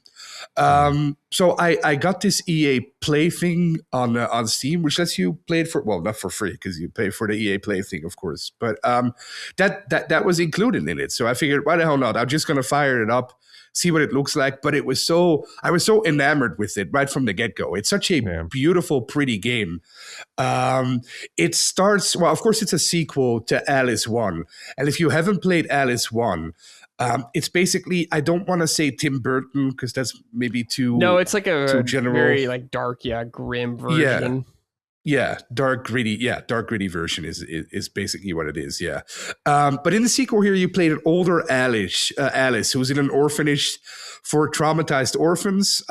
You still struggle with the fact that your family died in a fire all those years back. That was basically what the first game was about. But this time around, you also get to explore Victorian London a little bit, and that really looks amazing. It made me think of Fable 2. One of the only games that really does that time period well. I think maybe also Assassin's Creed Syndicate, maybe a little bit, but it reminded me a little bit of Fable 2. But while you're exploring Victorian London, Alice starts hallucinating that she's back in Wonderland, and not everything is as it seems, because there's this evil train that bulldozes through everything and it destroys everything. So the Cheshire Cat tells you that it's some outside force, and this time it's not your fault, but it's somebody. It's a mystery who it is. It's somebody who's causing this. So basically, Alice has to find out who's causing this or what is causing this and put an end to it so that Wonderland doesn't get completely destroyed. Pretty simple premise, but there's a lot of twists. I don't want to say too much about the story because the story was pretty engaging, which is not something I was expecting. But the story was very engaging. She comes into contact with all the familiar characters, of course, the Mad Hatter, the Walrus, the Carpenter, the Caterpillar. And you basically switch between the levels in Wonderland and Victorian London, which you can explore a little. But just like the first game, the level design in Alice Madness Returns is wonderful. You have so many cool themed levels, like the Industrial Revolution, or my favorite one, the House of Cards in the Sky. There's a pirate theme, Japan theme. Well, I don't want to give too much away, but these levels are filled with like little puzzles or hack and slash enemies, of course, or jumping and platforming. That's what the most of the game is made up of, about, of course. Right. But there's also side-scrolling elements. There's collectibles everywhere, and the whole thing is tied together by a beautiful 2D diorama almost. That's how the cutscenes are told. It kind of reminds me of Resident Evil 7 or 8 Village. Remember the start? The intro, yeah. Mm-hmm. Yeah, the intro. It kind of looks the same way there. The weapons you have, of course, the knife, you have the pepper gun, the horse head. Really cool weapons. But this game, it has something special that a lot of games don't have anymore. It has a soul, it has atmosphere, but most of all, it has like a uniqueness to it. I feel like when I play a lot of games these days, they all kind of feel samey to me. Of course, there are a couple of exceptions, but I feel like Alice Madness Returns really is a sequel to the first Alice, but it also stands perfectly well on its own. It's such a beautiful, pretty, unique game. And it's so sad that there never was a sequel to this, because there has been talk of a sequel. American McGee, even in 2023, wanted to make a sequel, but EA said no. And then he wanted to do American McGee's Oz, which would have been even cooler, I feel like, than Alice, but also that never happened. So maybe at some point there will be a sequel. Not to interrupt you, did you ever see the kind of like design Bible and whatnot? Oh my God. Crazy. Bro, torture. It's torture. The whole thing is there. It looks beautiful. Yeah. They just said no. Yeah. I'm like, how the hell did they say no to that? Yeah. It's unbelievable. Yeah. I guess, I think because when that happened, they weren't aware of what they had maybe. But now I feel like they should be aware of what they have, right? Because this game is so unique. I wonder how it would do if they remaster it now or remake it now or release it now. I think it would do wonderful, because it's not like any other platform, or it's not like any other game. It's so unique. Very mature. Yeah, very mature, very dark, very gritty. But also in the way that the puzzles, of course, in the game are pretty simple. You get lever puzzles or sliding puzzles that you also have in Crimson Desert, by the way, which is funny.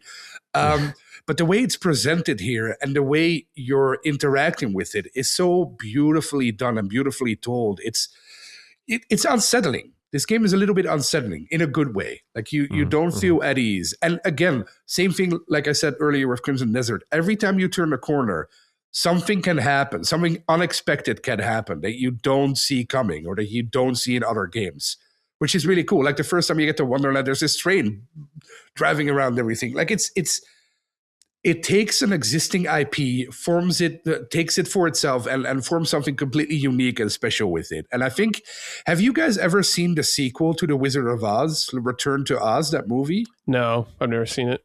Which was a very creepy, very weird movie. I saw it as a kid, so I don't even know if it's regarded as good or not. But that's what this game reminded me of a little. Very scary, very creepy. Like, you know these characters from the original story and from the original game, but they're so different. They're all a little bit older. It's all matured a little bit. There's a history here. They know each other. I think if you're a fan of Alice, or even if you've just seen a Tim Burton movie, or you read the book, or even if you saw the Disney movie, this game is so cool. It's just so cool. It's an easy recommend to everyone. I don't know if you can get it on current on Xbox. Of course, you can get it with backwards compatibility, I assume. I don't know if you can get this on PS5. I assume not, right? No, because it's PS3. Maybe you can stream it. Maybe. Yeah. Oh, okay. So on PC then. On PC, you can download the mods to upscale the resolution. It looks beautiful. It's $2 right now on Steam. Oh wow. Damn. On sale. Man, I paid $5 for it with EA Play. But yeah, it's man, I love this game. Wonderful, wonderful, beautiful game. Yeah, I love it too. I just remember picking it up in high school because it just looked like it was just the art was very appealing, and like the story is fucked up, dude. Like it goes to some really dark places in the way like the enemies represent that, and the level represents that, like the environment design and decoration. Like it's a piece of art. It's like really thoughtful. It's stunning that it came out of EA, frankly, because it's just so not like the types of things they publish. Like they go for the mega hits, and this is such a kind of like very specific type of 3D platformer. It kind of harkens back to those like early PS2 original Xbox days where you would get those random 3D platformers that had like action combat. I'm pretty sure in this game, don't you get like a minigun of sorts? Yeah, the pepper grinder. Yeah. Like there's such a cool arsenal that you get. Like it's such a great game. It's so well thought out. You could tell they were playing with all the fiction. It deserved more attention and a longer shelf life and more sequels and that sort of stuff, but unfortunately never got it. But yeah, I'm with you. I love this game a ton. I haven't played it in a while though, but I'd love to go back to it. It's one that's stuck with me mainly because of the artistic direction and just how like fucked up the story is. It's also pretty long. Took me like it's way longer than the first one, or at least it took me way longer. Yeah, it reminds me a little bit of a game I just played at the end of last year. Oh my God, what the hell was the name of this game? Hang on, let me bring up my Steam library because it was very Alice Madness Returns. With coded. The dice? The girl with the dice? By Sweet Carol.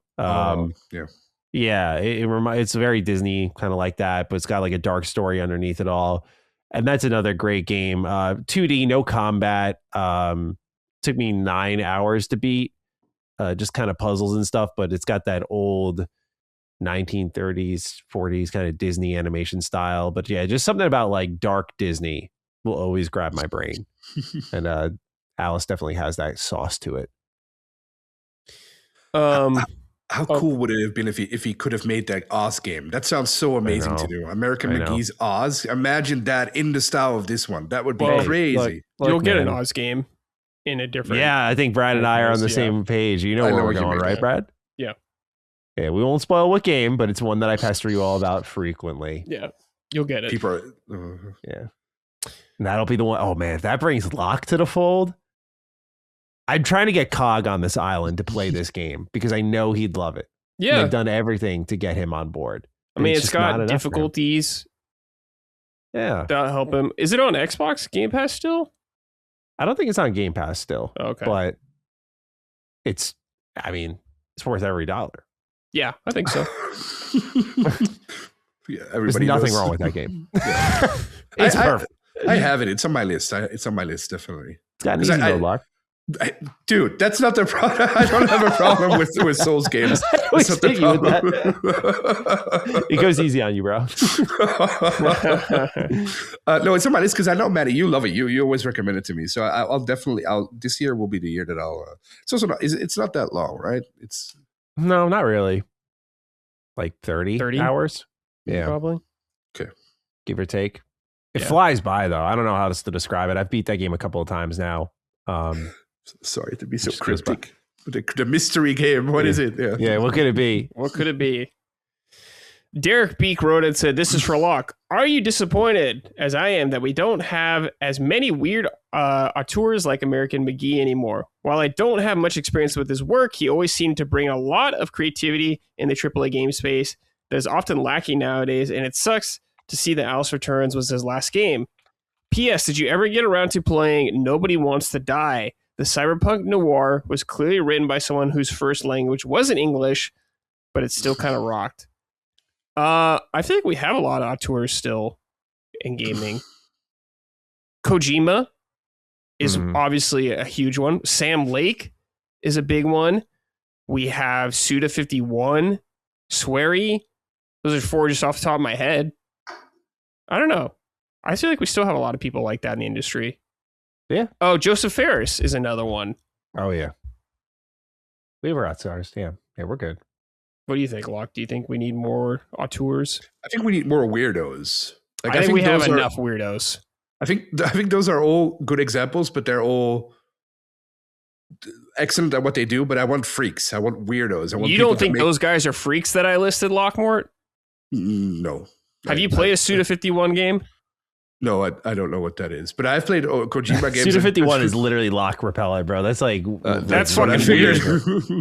But I've played. Also, it's just like crazy. It's like mind-bendingly fucking crazy. Like Romeo is a dead man. Like that's not even the best example, but it's just his recent game. It came out last month, and it's just like, what the fuck is going on here, bro? But I mean, I want more dark indie stuff. Like, well, this isn't indie stuff, of course. It's EA, but I want more crazy people. Like the American McGee is clearly crazy to come up with this whole thing. I think that's wonderful. And of course, Kojima is awesome, and Joseph Ferris is awesome too. But I want more crazy shit like this. Want more Westerners, more crazy Westerners. Yeah, don't give me anime crap. I don't care about that. But just give me more like this. Because I'm trying to think. I'm trying to think of more people like this. Sam Lake, that's a great example. Control, freaky, completely freaky. I love that game. Alan Wake, freaky. I think Sam Lake fits that mold pretty well. Sam Lake is a great example. Yeah. But who else? Joseph Ferris, I Obviously guess. Todd Howard. God Howard. Yeah, Todd Howard known to make the very niche freaky game. Also, like I don't know why American McGee hasn't done anything else. Like he's only done Alice, I guess. But there's so much. It seems like there's a lot of more opportunities now than there was like a decade ago to make something of your own. So I wonder what's the deal there. I don't know what he's up to. But I would love more games like this. Sure. And I also played the game that he recommended last time. Or I bought it and I started it up, but it was a little bit too slow for me at the start, but I will get back to it. I just wasn't in the mood for it when I started it up, but it looks amazing. It looks really cool because it starts in a car and you have to select stuff in the car. I was like, okay, not right now, but it looks really cool. I'll definitely get back to that. Okay. No One Wants to Die, or what was it called? Yeah. Nobody Wants to Die. Nobody Wants to Die. Yep. Looks cool. All right, boys, it's time for Sort It Out. Something we're not pleased with in the gaming industry. Lockboard, I know you have a lot of anger in your heart. So I'm going to go to you first.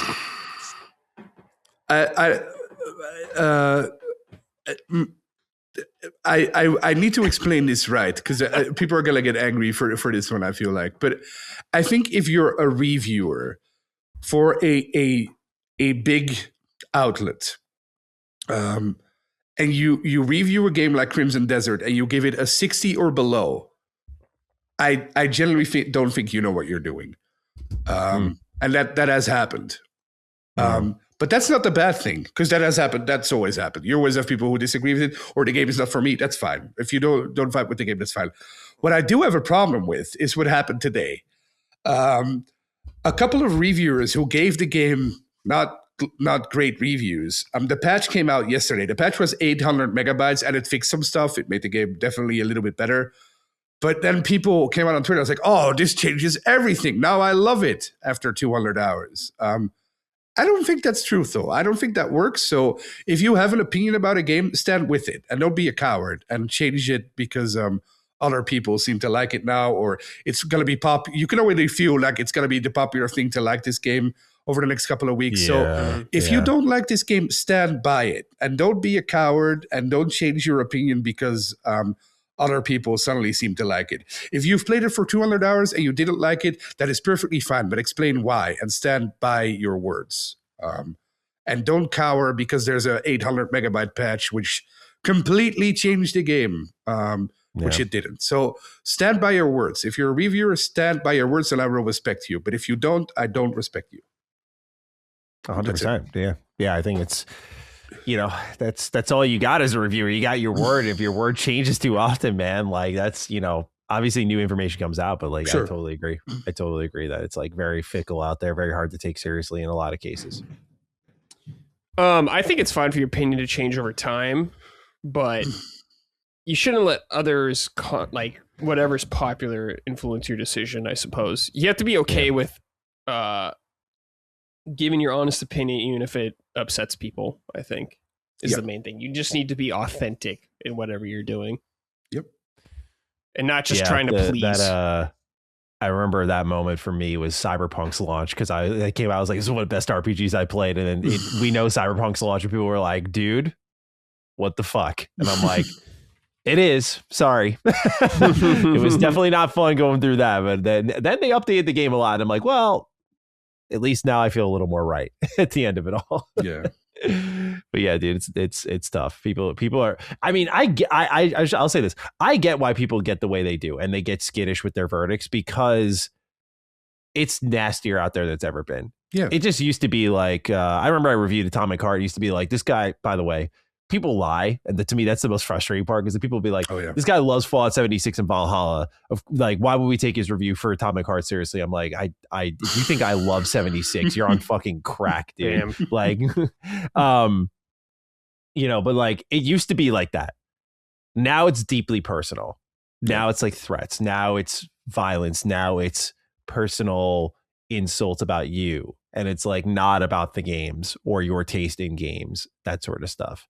It's more than just like common disparagement, and which is why I think people who are not born and raised in the fire, if you will, are a lot more fickle as reviewers because they're especially not even working on behalf of themselves, they're working on behalf of an outlet that's not going to fucking protect them. So they're just getting blasted and they got like no shield for it. So I get why people are fickle. I wish they were a little bit stronger in their opinions, though. Do you think that would also happen if they stand by their conviction? Because I feel, of course, they're going to get hate. Of course, that's inevitable, right? Sure. Like everyone's going to get hate for an opinion at some point. But I would respect them personally, and I would stick up for them personally if they had a conviction. If they told me, I do not like this game because of this. And then I can, I can see his point of view. But if they say, I do not like this game because of this, and then the next day they say, oh, I love this game. It's like, okay, well, now you're gone. Yeah. Like you can't talk out of both sides of your mouth. Yeah. I think, some conviction would go a long way, of course. Like, it's just one of those things where I get why, because I think the press has it. I'm not even trying to create like a sob story for them, but like, I think they have it tougher because if they say what they feel again, it's like, oh, you're doubling down for clicks. Like, God, you guys are so thirsty. And it's like, also true. Yeah. It's like, fuck, man. Like I do feel for them where if I were to double down, people would be like, yeah, okay, it's Matty's take, and it's like, that's a little imbalanced, I think. And especially because the thing that I do, again, it sounds like I'm lining up to defend press. I'm really not fully, because again, we see a lot of fickle reviews, but I will say that the whole conversation about like how press reviews games and how like they gave this a 9 and they gave this a 7, but they're literally different fucking reviewers. Yeah, sure. Like, we're smarter than that, dude. And I'm tired of it being okay to pretend to be that dumb. Yeah. Where it's like, you cannot tell that these are two different people under an outlet. And that usually IGN or GameSpot or whomever gets like a suite of codes that goes around their whole office. Yeah. And that they, to my understanding from what like Ryan McCaffrey has shared online before, and it could be different now, like they pick early in the year, like who's getting what. Mm-hmm. It's not like, oh, the Animal Crossing fan got Crimson Desert. Like the person who got Crimson Desert is the one who wanted Crimson Desert too. So it's lined up in a way where I think they try to be as fair as possible, but these are different reviewers too. So, but I think, some conviction and some personality would go a long way. If there's one outlet I see, it's funny because they're definitely at the center of Crimson Desert. So not a good example right now, but if there's one outlet that I'm seeing trying to add more personality, it's IGN and GameSpot. Yeah. They've been devoid of that for a fucking long time since Colin left, since Colin, Greg, Goldfarb, all these guys left and went independent. They've lost that. And now, I used to trust their reviews because I knew them, but now I know Ty Guy Travis, I know him and I know his tastes. So I like to listen to his reviews, but otherwise I don't know anyone at IGN, and that's the problem they have. So they need to inject more personality. And so your reviewers. That's what worked for them so well in the early 2010s is we knew who these people were. So I think the takes were a lot more reasonable. Like when Greg or Colin showed up and was like, oh my God, PlayStation, with all the respect to both of them. It was like, okay, these guys fucking bleed blue, dude. Got it. I knew this. It's the same way with me. People know my taste. So they're able to shape their reaction to my review a little bit differently. Doesn't mean they're going to love everything. Fallout 76 and Valhalla, right? Yes. Yeah. Yes. My favorite games ever. You're absolutely right. I wanted to point that out too. I think Travis is a very good exception to what I said earlier. Because he gave it a 6, I think, or a review in progress 6. But I know him and I can see where he's coming from, so I can respect that. I understand it from his perspective, and he's also not on Twitter right now saying, I'm 201 hours into the game. I love it now. So respect to that. Respect to him. Number scores are. There's a reason a lot of reviewers don't do them because they're both useful to look at. Should I check this out or not? At the same time, I steer clear of it because, I say this as someone who likes Ty Guy Travis, I think he gets caught up in the numbers because, he has a really well-written review and then his number comes in. People are like, you talked about this you fucking loved it and gave it a 7. It's a lot of reviewers have that issue and, he definitely gets dinged for that a lot of the times. But I think his critique is excellent. So it's the number is what undoes people constantly. He could say the same exact thing I do. But because mine doesn't have a number at the end and I'm more wait for a little bit of a sale, I'm thinking $30, $40, something like that. That hits different for people for some reason. He still wants me to buy it, just not as heavily. But that's what a 7 does too, So it's worded differently. But dude, it's a different landscape out there for sure when it comes to reviews. It's because it doesn't matter, but it does matter. People use these Metacritic scores to attack whatever opinion constantly. So even if you say it doesn't matter, and it doesn't matter to any of us, I know it doesn't matter to any of us, but it does matter in the grand scheme of things. If a game scores low on Metacritic, it also matters to the devs, I assume. So sure. You're right though. It is getting more annoying out there. Everybody can see that. I feel like, but I think if you just stand by your word, it won't get to that point. It's the worst thing you can. Your audience is your boss. The worst thing you can do is let them bully you because you gotta, because they will. With all due respect to our listeners, I read the comments of Defining Duke. If I fucking folded at everything you guys said, I would lose my mind. Or for my own channels, it would be tough out there. I think the only channel I could live with that is Retro Rebound because that audience is unbelievably nice for everything, and that's really awesome. But it's a rare exception to the rule. And especially if you're going to get into the field of being a critic, you're going to hear every take under the sun that's going to try to disarm you, and you got to just be I think the people who change their opinions like that, obviously I should say this, like Brad said, things can change over time. Certainly I've done that. If eventually you can't, if the weatherman, tells you it's going to rain and then it ends up not, I'm still not going to go out in my rain jacket and insist it needs to fucking rain. You got to react to your new information and adjust accordingly. And I think that open-mindedness is important. But at the same time, I think those who quickly change their opinion, after a couple updates, I think that might indicate sometimes a lack of preparation because I think, for me, at least when I write my reviews or even impression pieces now, it's it's got to all line up. It's got to be ironclad where if anyone were to come at me for it, right? I'm in defensive mode all the time. I'm always in my shell. Okay, someone's going to attack me aggressively. I'm going to get a viral tweet about this. Okay, can I put my head on the pillow at the end of the night and not like, oh my God, what do they say about me? Is it all over? If I'm truthful about it and I've backed that up with the evidence and the facts and I feel it's justified, then yeah, the answer is yes. And I think when people kind of fold to that, it's either one of two things. It's like, yeah, it's too much on a personal level, or it's you didn't support your argument enough and you're questioning if you were right, And you got to feel right if you're a reviewer. You got to. Doesn't mean you're always right, but you got to feel true in what you're saying. Yeah, as someone who was press and had reviews on Metacritic, you're going to upset someone no matter what you say. No matter what you do, you're just going to upset someone. But like Matty said, all you can do is just be honest with how you felt at that moment in time that you wrote that review. And people will respect you for that. Even if Have you had to deal with the old 7 out of 10, like that's not enough type moment? Yeah, of course. Yeah, of course. It happens all the time. I mean, that's why I love not having number scores anymore either for stuff like that. If I'm talking about games, because people just go to the number.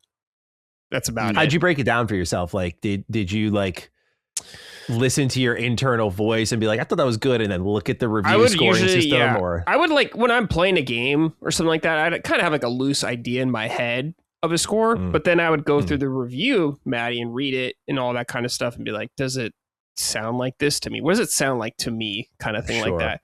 And I'd ask my editor, what does it sound like to you? Does it sound like in this kind of area range I'm thinking about? Yeah. To try to explain it, but nice. It's only so much you could do. Yeah. It's funny. Sometimes I'm sure Locke, I feel like you and I are like avid note takers. I feel like sometimes my brain doesn't process how much I love something or don't like something or until I start to like write down the script and like really unpack it. I'm like, oh, this shit has more issues than I realized, Yeah. Like, of course. Yeah. Yeah. It's always to remind yourself of the honeymoon phase too, when you're playing a game. Yeah. That's a real thing, dude. Definitely a real thing. How you feel about a game, 100-hour game, 20 hours in, could be completely different how you feel by the end. It's like there's also the like I feel Crimson Desert was one of those things where even though reviewers got it like a couple of weeks early, I was like, this game's too big for 2 weeks. Like I was like, I feel like I would resent this game if I played it for 2 weeks or anything. Like, that's why like when I requested my review code, I was like, it wasn't a review. I was like, I'm trying to do impressions. I was like, I'm not even because I don't want to put in the work. It's just like this game's not designed to be finished in that period of time. Right. If they did something like what KCD2 did, where they're like here a month early, then I think maybe you could swing that. But like even then, it's a huge game. And I think that's also squeezing some of these outlets. Again, if you're working for yourself, you got nothing to complain about. I think like I will happily put that time in. But I think if you're working on behalf of an outlet, you still live a very privileged life in a lot of ways. But I get why some people are like, oh my God, like, all of my free time is fucking gone. It's like not even benefiting my own outlet. It's some other outlet that'll fire me in a fucking moment's notice. So yeah, if you're under the gun for an embargo, that can really affect a review, how your outlook on the game. So yeah, it's a lot to factor. Yeah, I've become I've started to feel that in some of my reviews where I'm just like, yeah, I think like I need to just embrace first impressions. If it's like not going to get done, like I know it's like more effective for the views and the decisiveness for my audience to be like, here you go, full review. And there's a lot of times I do hit that, but like if I feel it's getting to like fatigue area because I'm playing in a way that no one else is going to be playing this game in, it's like you got to just acknowledge that and just kick it to impressions and do a final verdict later. I think review in progress is a good thing that the industry's kind of adopted. Yep. Matty, what about you? Anything you think needs sorting out this week? Oh boy. Brad. Uh-oh. Yes. NVIDIA. Step on up. Yeah, man. I mean, obviously I hate this shit. I talked about it extensively on Duke. I've talked about Matty Slop and I've talked about it on my Mr. Matty channel. So I will keep it as brief as one humanly can in just saying like, man, like I find that the way the conversation is so quickly evolved with it has been really interesting to watch because it did start off as like this, what is this shit? Like this is just fucking Instagram filter over my video game. And then there was the level of nuance of like, okay, let's read NVIDIA's piece here. Okay, it interacts with like the 3D environment. Okay, it's lighting based. Okay, they blew out the lighting on Grace's face, but like, why does Grace look different? Why is she wearing some makeup? Why is this dude got in Starfield got like a whole new hairline? He's grown hair. Like what is, if this is lighting, why is this changing the character models and stuff? So there seems to be more here than what's being let on. Why does this demand 250 90s? Okay, like this is a lot of power output and money you'd have to have in turn for something that I don't think is dramatically improving the visuals of your game. But can developers do more with this? Did the developers do this? Did NVIDIA do this? And I have been so glued to this topic. I've tried to listen to everyone's opinion on it that I respect, because I feel like there's new information trickling out, new looks at this thing. And it's because I view it as an inflection point for gaming. I've said this before, that like, it's not just flavor of the week. I'm like, this is a moment for sure where we're kind of at a fork in the road. And like this I think should at least be firmly rejected. But with what's happened with DLSS 5, we learned a few things over this weekend, really, since it's been revealed. We learned through NVIDIA themselves that this is taking a 2D image and basically rendering a filter on top of it to change the appearance. And it's doing that including motion vectors. So it's doing it in real time and continuously updating that. And so this is different from what was originally told to us by the company CEO, which was like, hey, this is interacting with basically everything you see. It's not pulling the PBR from the pipeline of the engine. So your roughness, that sort of stuff, and the materials, and directly interfacing with those, which I think would be a little bit of a different story, to be honest with you. It is not doing that. It is interpreting that information based off a 2D image and changing it in real time based on generative AI, which is, again, a fancy way of just saying it's doing more than an Instagram filter, but in an easy, simple to understand ways that is giving you the same output at the end of the day. I don't find that to be an improvement. I thought that was a pretty dramatic revelation that NVIDIA themselves admitted in an email that we saw on Daniel Owen's YouTube channel. So it's like, okay, and there's so much more in that video that I recommend anyone for or against it, just watch that video. It's 20 minutes and it's 20 highly educational minutes of just like, okay, I think it tells you a lot of where NVIDIA is at with this stuff and what it's actually doing, like right from the horse's mouth, rather than us trying to interpret it. And I thought those revelations were pretty damning. So there was that aspect. And then Skill Up I was listening to his channel where he did a new show, and he talked about DLSS 5. And he asked NVIDIA if there were developers that worked on this. And NVIDIA gave him a non-answer that basically said, when developers get their hands on this, they'll be able to change the intensity, the color grading, et cetera, et cetera. But it seems like what we saw was done by technicians. So there is room, you could argue, for actual artists to get their hands on this and make it look better. At the same time, given what we know from Daniel Owen's video, it's like what they're interacting with is much more surface level than what I think we originally assumed. And so I think there should be a firm rejection, especially because then we also learned through Insider Gaming that both, at least Capcom and Ubisoft, did not tell their art teams, and they learned at the same time as us. Developers learned at the same time as us that this was going to be implemented into their pipeline, which reeks more of a tech deal than something that actually improves your games. And so I think, again, that this is something that does not belong. And especially under the DLSS name, which gets into a whole can of worms of like, you get these Unreal Engine 5 games, they're not as performant because developers suck at optimization because they've been given these powerful pieces of hardware, incredibly powerful engines, so they don't need these optimization techniques that they used to use on the PS2 or the PS3 even. And so they use them a lot less. And so these games run like shit. And they're like, well, thank God we got DLSS. So at least this thing can run at 60 at normal settings with decent hardware. But that's not really what it was there for, right? It was just on every level to get a little more juice out of your rig. But this was a thing to give you more frames and more resolution. Now it's being transformed into interacting with the actual picture on screen. If they want to make it this whole separate thing, go ahead. But I feel like I've seen NVIDIA in the past reveal things confidently and done it in a really great way that was convincing, like RTX Remix, where I've seen these older games get kind of remasters, uplifts, some looking better than others, but you see the potential in it all. You're like, okay, you show me more. You show me Need for Speed. And I'm like, okay, this looks cool. Sonic Adventure, I didn't think looked as great, but you see the potential in it. But with what they're doing now, I think they're not only lying about what they're doing. In my personal case, they've taken one of my favorite developers and teamed up with them and had my favorite developer himself become the fucking poster child for promoting the goddamn thing. But also beyond the lying, it's exactly what you kind of feared it was.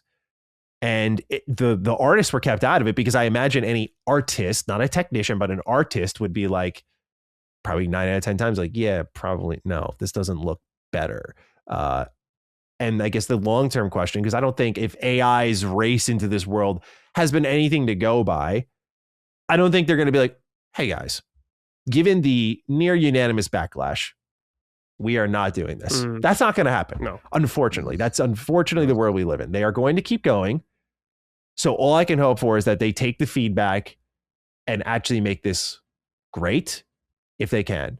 And that's a pretty shitty feeling. That's the thing I've been kind of left with, is like, it is a shitty feeling to be like, my voice is, and our collective voice feels powerless because of a few fucking people. It's so annoying because I get like there's cancel culture and all that shit. That's not what I'm really getting into. But in this case where it's like, we're talking art and how I think it can make things actively worse, it feels so deeply frustrating that it's like, they're going to keep going. And that there are games I'm genuinely looking forward to. Capcom has a huge fan in me.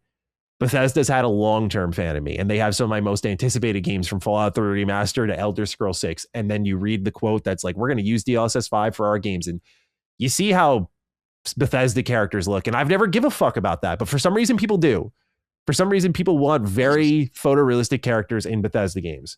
And I just think they are missing the point, and they are listening to the wrong audience, because their games have sold scores of millions of copies without it. But they are going to continue to pursue this. And I could see a world where, like, between the Unreal or the Creation Engine upgrade and DLSS 5, like, I'm sure Elder Scrolls 6 will be their most photorealistic game in a lot of ways. I don't look for their games for that. I look for them for like deep interactivity and like thoughtful exploration, thoughtful loot. And I just feel, as a fan of their company, I see them just, or their games, I should say, just steering away from that so rapidly to the shit that does not and never did matter to their games. To the point where I've had people who used to work at Bethesda reaching out being like, thank you for calling out, because it's fucking embarrassing. So again, I just really, to say sorted out to NVIDIA would be a fucking understatement. Like, you know, so it's deeply disappointing. And I just hope that if it remains, it is truly an option, and that it's not like DLSS from a performance angle where now our visuals are dependent on this. Right. And because, you know, I saw Rafael Coantonio had responded to my tweet about this, and he had said the following, which I thought was, you know, to me at least, pretty telling of where it could go, because I don't view him as a doomer. You know, he's a guy who's been around for decades and done this for a while. And so when I see someone like that kind of respond this way, I'm like, okay, well-reasoned, but definitely like erring on the side of this could be bad, which he says the risk if we embrace this is at some point the production process will turn into making blocky assets with basic animation and prompt to make it look cool and ship it. We're going to lose our taste and our ability to make art entirely over generations, because every game will look identical. What we're experiencing with DLSS 5 is not something you're going to feel immediately, but something that, you know, we saw how quickly DLSS itself became integral to the performance part of the game. So it's not going to be like you're going to feel it tomorrow or next year, or even 2, maybe even 3 years from now, but maybe 7 years from now, you're going to start to see this. And if you thought already Unreal Engine games are looking a little too similar, this only gets you closer to that mark, especially as they're making tech deals with these developers. So sort it out, NVIDIA. And if there's any way of saying it beyond that, like figure it the fuck out, NVIDIA. Go the fuck away, NVIDIA, whatever it may be. You know, it feels like they're making problems so that they can justify making new cards. I don't know. Like, it's the only way I can rationalize it. But nonetheless, that is my sorted out this week. Thank you for listening. Yeah. In terms of, I guess, Starfield NPCs and like Todd being like, yeah, we're going to do this for the NPCs you guys all make fun of. I'm like, just don't make your fucking NPCs look like fucking robot ghouls or something like that. I don't know. Have better art direction right there. It's their motion capture. It's nothing but their motion capture makes these characters, I think, look very robotic. If their animation library was a lot more upgraded, to put it simply, I feel that they could capture that lifelike feel and have them still look pretty good. I think this will be my hot take of the talk.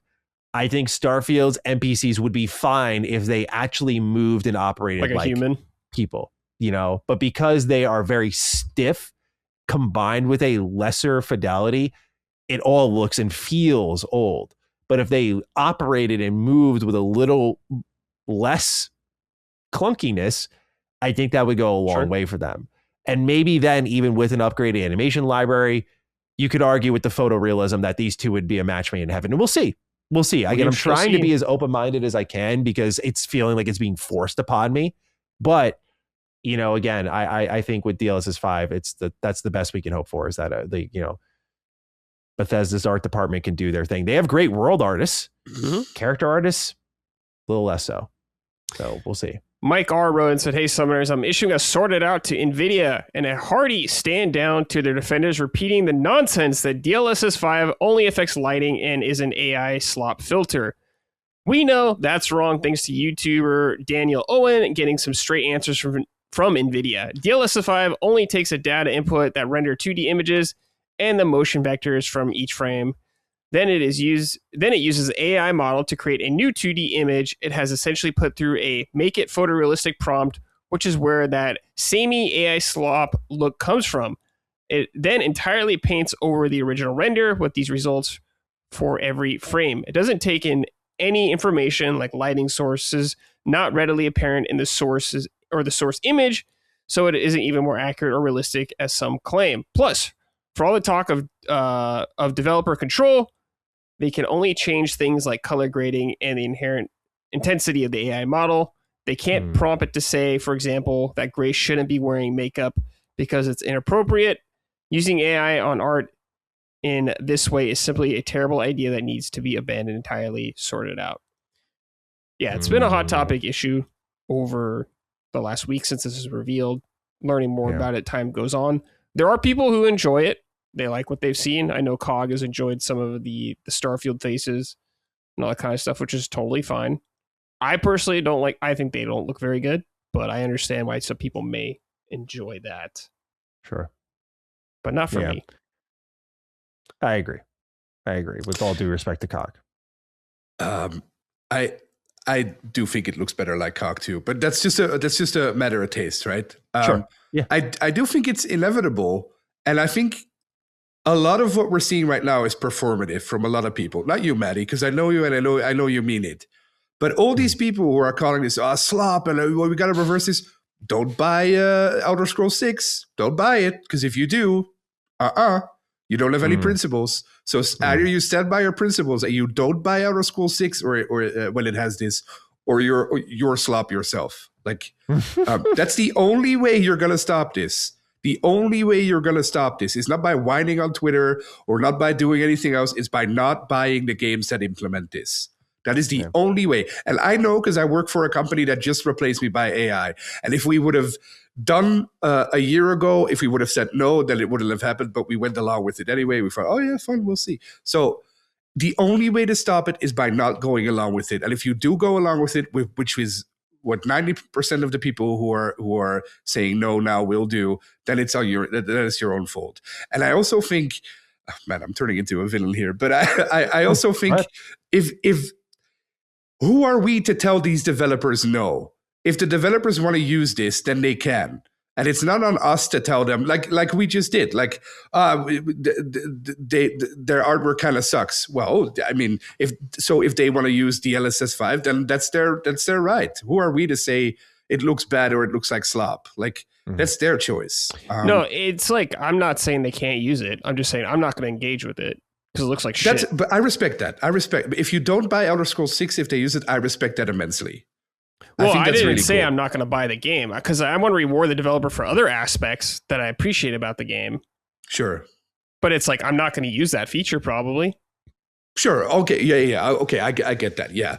Okay. But if you're really anti this and you really think it shouldn't exist, right? Then you cannot buy the Elder Scrolls 6. You cannot do it. If you do, you're an idiot. And you don't stand by your principles. It's true. Like, I know it's not a popular thing to say, but it's true. Well, either stand by your convictions or don't. And if you don't, shut up. Don't worry. When Elder Scrolls 6 comes out, we'll have DLSS 8 or something by then. Oh, dude, so everyone's going to buy it because nobody stands by their convictions. That's the problem. Everyone's going to buy it. I'm a convictionless man in this case, for sure. I am the coward Locke is speaking. Everyone has a price. I hope not. How can I not play Elder Scrolls 6 in my case? I got my career started with Skyrim. But that's the thing. Like, that you cannot say the things that you've been saying now. Because you don't believe in them. So why have you been saying them then? Because you don't believe in them. Well, he's trying to stop it from spreading, I guess. You're not stopping it by not doing anything. Well, like just saying, like when NFTs were coming out and shit like that, all these people fucking shilling NFTs and stuff like that, and they're pretty much dead. No one gives a fuck about them at all. Yeah. But nobody, not the masses didn't engage with it, right? Which was the problem, right? If the masses don't engage with Elder Scrolls 6, it's going to go away. It's simple.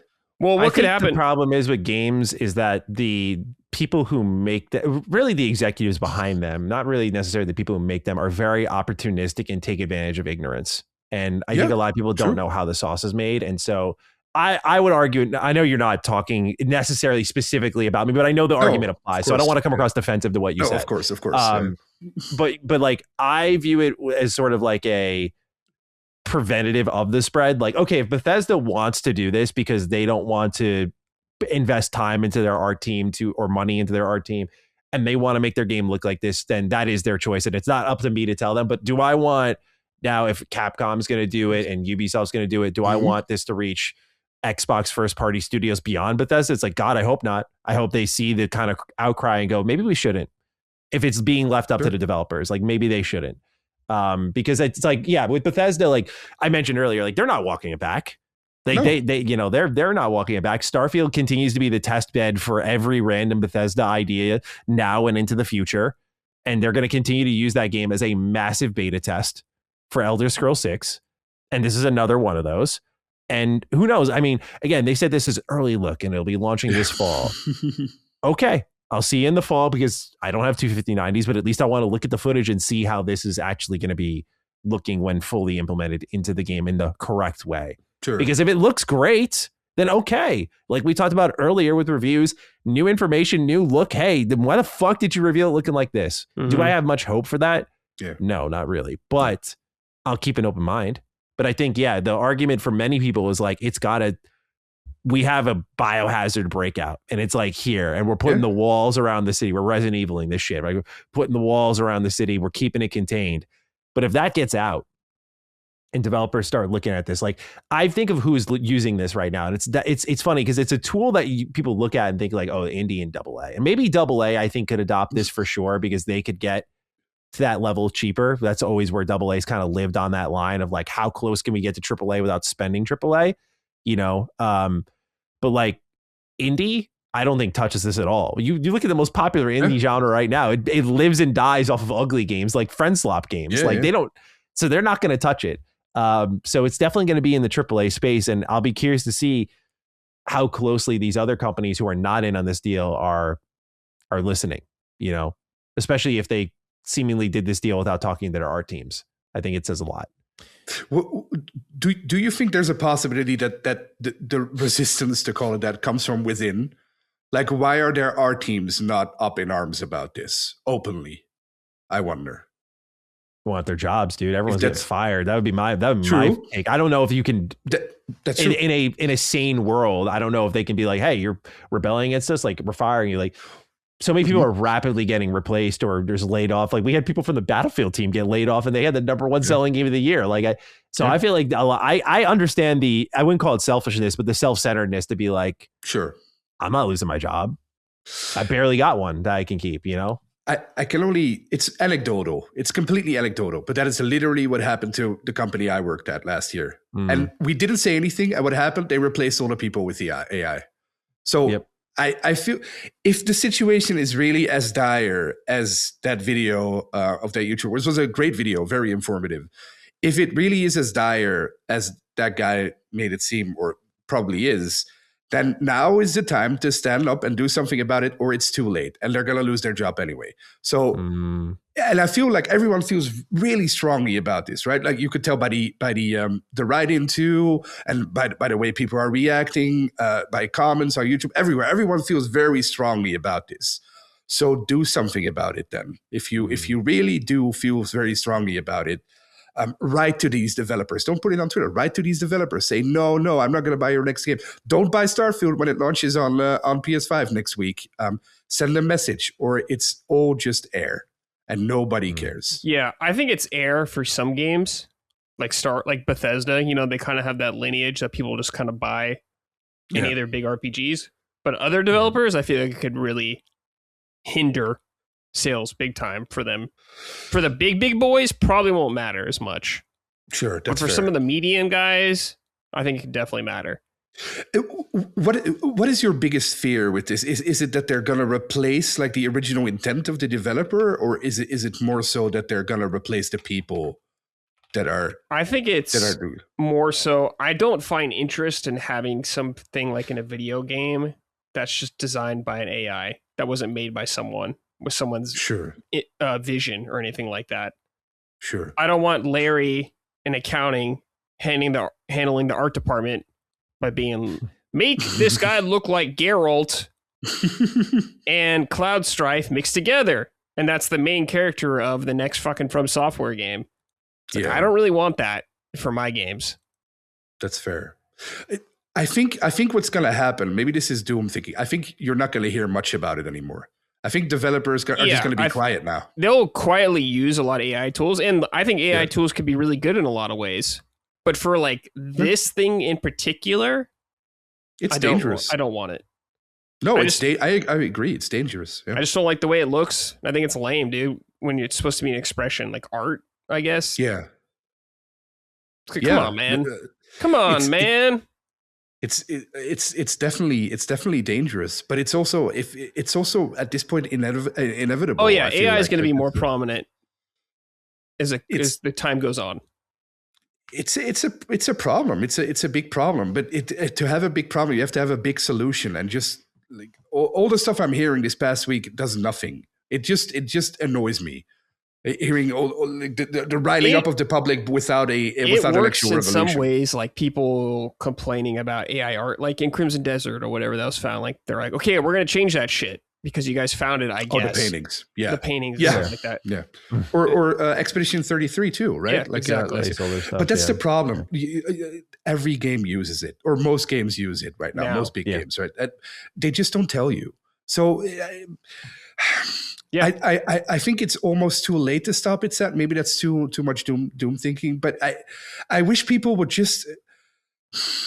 It's not the end of the world, but it's also not a good thing. And if you money talks, slope, yeah. Colin always says this, like talk with your what do you say? Talk with your wallet. With your wallet. Right? So do it then. If you have those convictions, do it. Talk with your wallet. It's the only thing that's gonna matter. Nothing else matters. No words. Nothing else matters. Only money. So if you want it to change, don't buy these games. Mm-hmm. Yeah, but they will. We'll see. Yeah, most likely they will. Yes. Yeah. I'll just do mine really quick. So I don't know if you guys know this at all. Street Fighter 6. Alex came out. Old Street Fighter character. Mm-hmm. Basically, in the lore of the game now, it has been confirmed that Alex has impregnated his technically second cousin. I did see this. It's so funny. I saw this on a Maximilian Dude thumbnail. I was like, what Patricia. Is this? So I don't know what the fuck Capcom's doing over there with that story. What are you doing, guys? What's fucking going on here? Like, why is this even happening? Someone had to have said something, right? Like to step in and be like, guys, I don't know about this. But who the fuck was dead set on making this a reality? Like, what are we doing here, man? This is like some weird fanfic shit. Stop it. Stop it, Capcom. You're usually always keep it up, and I'm fucking sorting it out to you right there, right? Yeah. Don't fucking do it again. Yeah. Get back on track, bitch. Sick of that shit. All right. Propeller Doggo wrote and said, hey, generic Crimson White protagonist Brad. Damn. Ditto Matty and Stalker Locke. I've got to sort it out for Locke, but I'm going to go easy on him since he's playing Alice Madness Returns. Games, no games. Locke, I understand your reasoning for holding off on Stalker, and I've heard and respect your take, especially when you've brought it up in the last episode you were on Someone's Side. Someone's Side? But dude, come on. You need to play at least a bit more in the current state, which is better than it was before. I've been playing Stalker 2 since day one on Xbox, and it's one of the best games I've ever experienced. It's truly one of a kind and has been a huge source of inspiration for my second novel. I always come back whenever they add improvements, gear, and quests, only to pour more hours with no end sight. I understand your decision, but part of the experience is seeing the journey from launch to its final form. Once the game is complete, maybe not a full playthrough, but at least put in a few hours to see how much it's improved so far. The zone is calling you, Locke. She wants you back home. Oh, Matty, I see you don't act all safe. I'm still waiting for a Crash Bandicoot retro rebound since our Twitter interaction back in February 2025 kind of day. I don't even fucking remember this, dude. Wow. I don't mean that like in a Hollywood way. I'm just like, I usually remember this type of stuff, but I don't recall this at all. Damn, I committed to a Crash Bandicoot retrospective. I don't give a fuck about Crash. Damn. Damn. Lockmore, you've played quite a bit of Stalker 2, though. Yeah, I've played quite a bit when it came out. I think he's right, though. I think he's it's probably isn't a really well playable set. The only reason I'm holding off and advising people to hold off is because the engine is going to change soon. I think Xbox put out a thing today that they have an update on it in like, when is there Xbox Direct or whatever they call it in like a couple of weeks. They just put that out like when we started recording, so I didn't have time to view it. But I think Stalker 2 is in there, and I'm pretty sure they're gonna, or I hope at least, they're gonna show the new update in there. I think we're at 1.8 now, or still 1.7. As soon as that engine updates rolls out, I'm there. The only reason I'm not doing it right now is the engine update is so huge. That's not like a patch. That's like a big overhaul of like the whole game. So that's why I'm holding off. But he is right. It is important to see the trajectory, I think, or especially for someone like me. So maybe I should do that. Maybe I think he makes a fair point. I think he makes a good point. Maybe I should do that. No, you should just keep playing Crimson Desert. Just finish it. I'll do that as much as possible. I also want to know his novel. He said he wrote his second novel. Show me your first one. What's the first one? Well, don't know. Send it in. Cool. Let Locke know. Yeah, but good writing. He's right. Fair point. All right, Raisin Road and said, sorted out the never-ending gamers versus games journalist culture war. I don't give a flying fuck about Crimson Desert, but having it a 78 on Metacritic is not proof of some big giant games journalist cabal. You know what other game is in the 70s on Metacritic? Days Gone. I didn't at IGN's Lucy O'Brien on Twitter and call her every name under the fucking sun because she checks notes. Gave a game I was looking forward to a 6.5 out of 10. You know what I did? I bought the fucking game and made up my own goddamn fucking mind. And I'm glad I did. I fucking love Days Gone. Now the usual grifter suspects have flocked around this game, shoving in their stupid, pitiful wedge issues against games journalists. If you think games journalism isn't irrelevant as you say it is, then don't waste your breath on it. Silence speaks volumes. My advice, buy Crimson Desert. Play Crimson Desert. Because all I'm seeing from these grifters are a bunch of videos about how stupid game journalists are, but I'm not seeing a lot of the videos of these grifters actually playing Crimson Desert. But then again, that actually requires some to play video games. Say what you will about games journalists, but at least they played Crimson Desert. Anyways, ease up on that chicken's throat. Yeah, this is a kind of a never-ending annoying cycle that I greatly detest, is the gamers versus game journalists. How about this? You're all annoying. I don't like any of you. How about that? You guys are just as annoying as games journalists. Yeah. It's the Luke Stevens tweet. We should call it what it is, right? Like Luke Stevens put out a tweet earlier this week making fun of game journalists who couldn't figure out he made fun of game journalists who wouldn't be able to figure out Crimson Desert, right? And then he got a lot of backlash for it. Well, just a little. Yeah. I think it's a shame that he did it, because there were other people who also said the same thing, who didn't get backlash for it because they're well respected. And I don't think they meant it in some circles, sorry. Let's not get into that. But they are maybe on a better level, let's say. But they didn't mean, those two didn't mean it in a fictitious way. What they meant was what Matty also said earlier, you too, Brad, and me too, I think. Reviewing a 200-hour game in 2 weeks is not possible. It's almost not possible. So, of course, these reviewers are going to have a skewed review that's not really accurate. That's basically what they meant. Of course, a lot of people jumped on the Luke Stevens tweet and said like, "Oh, stupid game journalist," and I did it earlier too when I said if you score this below a 6, not great. But I think there's nuance in that, and I don't think it's gamers versus journalists. I think it's more so the whole process that doesn't add up here.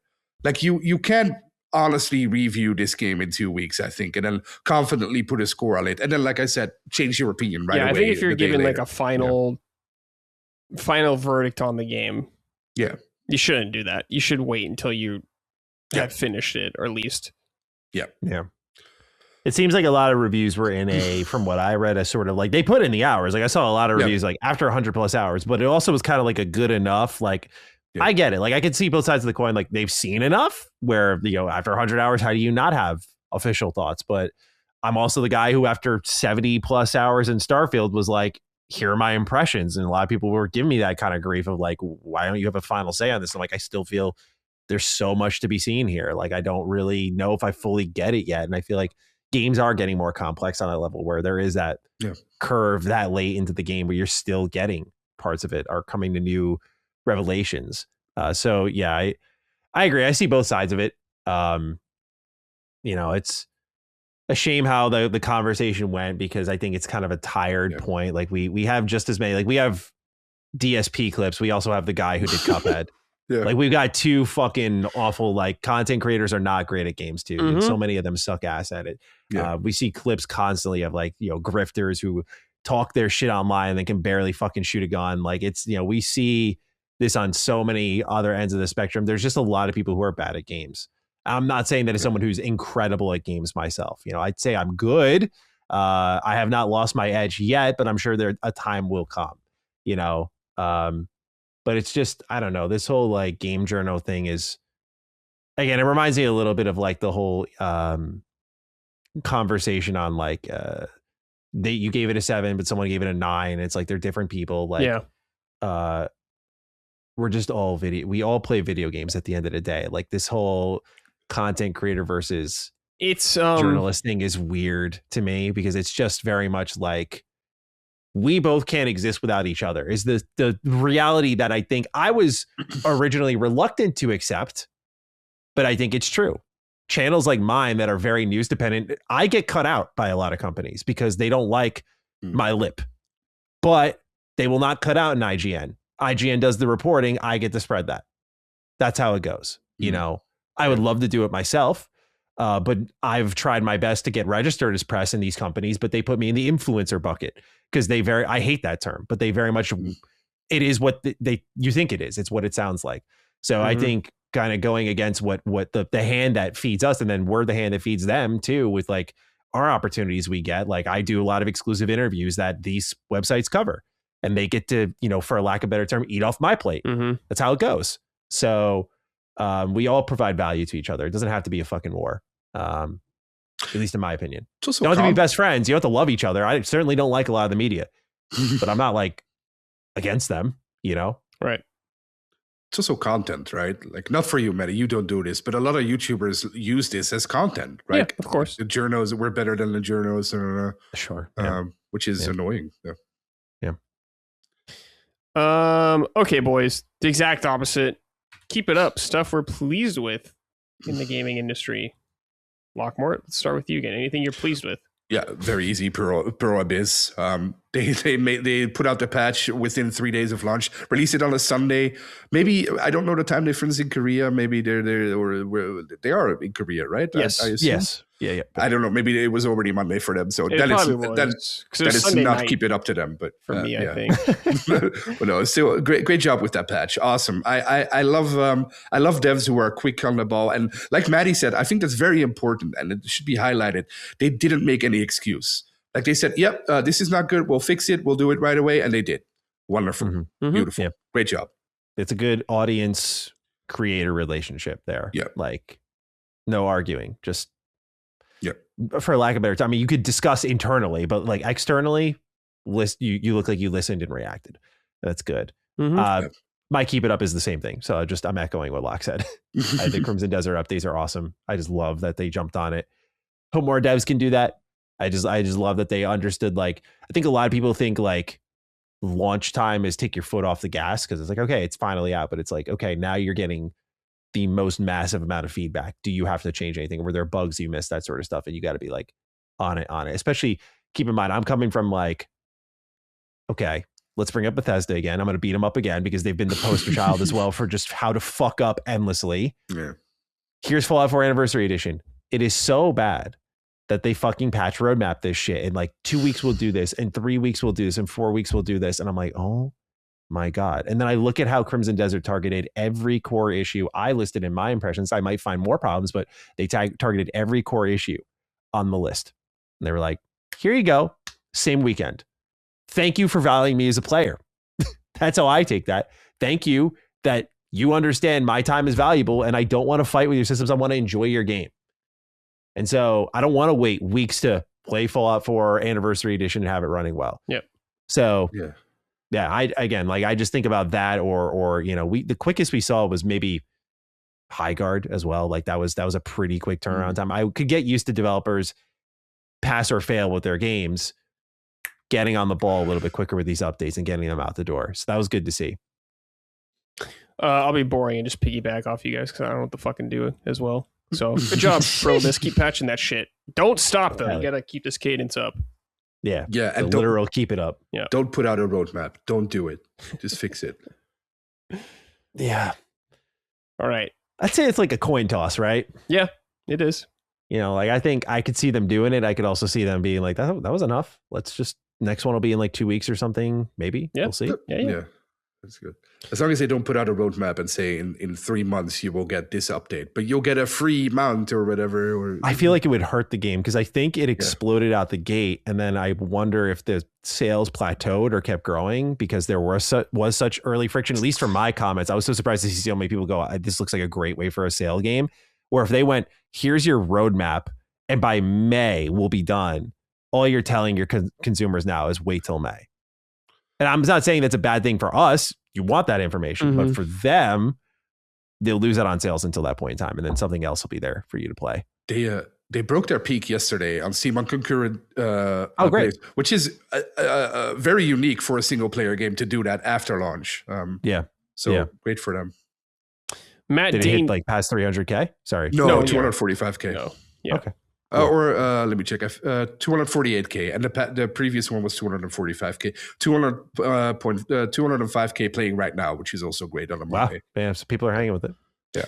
Matty Danger 87 wrote and said, "Howdy, Summoners. I've got to keep it up to limited run games. Even in this era of so many classic games being ported to modern platforms, I truly didn't think it was possible that I would ever have the opportunity to play Maximum Carnage on current consoles. But we are now mere days away from the Marvel Maximum Collection, and I truly cannot wait. The whole collection is awesome, but Maximum Carnage especially holds a special place in my nostalgic heart. So thank you, Limited Run, for somehow getting the right issues worked out to be able to release this gem of a game." Yeah. Got to give it to them. I don't buy anything from them because I don't buy physical stuff anymore, but I know they're infamous for long wait times for buying stuff. This is digital though. But this is digital, which is very funny from them. Yeah. No, it's awesome. I find it so surprising because it got revealed and I was like, okay, cool. Whenever this shows up, I'll be there. And then they just released it like a month later or so after the reveal. I was like, oh shit. I'm really stoked for this because Maximum Carnage and Separation Anxiety, 2 Spider-Man games that I've not been able to play too much, but those names got some aura to them, do they not? So I cannot wait. Yeah, Maximum Carnage was a Super Nintendo game, I think. Yeah. I remember playing that, yeah. Yeah, I think Separation Anxiety was Genesis. I could be wrong. I don't know for sure. That's a little bit before my time. Edwin Juarez wrote and said, "Hey, Summon Sign. This is my first ever write-in, so please excuse me. I'd like to issue a fat, in all caps, keep it up to Matty. Yes, our Matty. I got into the podcast space with ham radio when it was Dustin and Carrick, and I just wanted more content. 6.5 years later, I'm still here. I listened to just about all the content and would love to have Matty keep up the extraordinary content, whether here on YouTube or with his upcoming video game. Also to Locke, regarding Alice Madness Returns, do you think a modern Alice game could be made today, or is it more of a product of its time? Yes, as far back as the PS3 to modern systems. Maybe something got cut off. But Locke, we kind of discussed this. We would like it to happen. We doubt it, though. It could, yeah, it could. But something along those lines could happen. Also agreed on Matty. Matty's fantastic. Makes great stuff. Great stuff. Thank you, Edwin. I appreciate you being on the ride. That is a deep cut. The ham radio times with Dustin and Carrick, just getting our feet wet in the podcast space. That was amazing time. So I just appreciate you listening to that.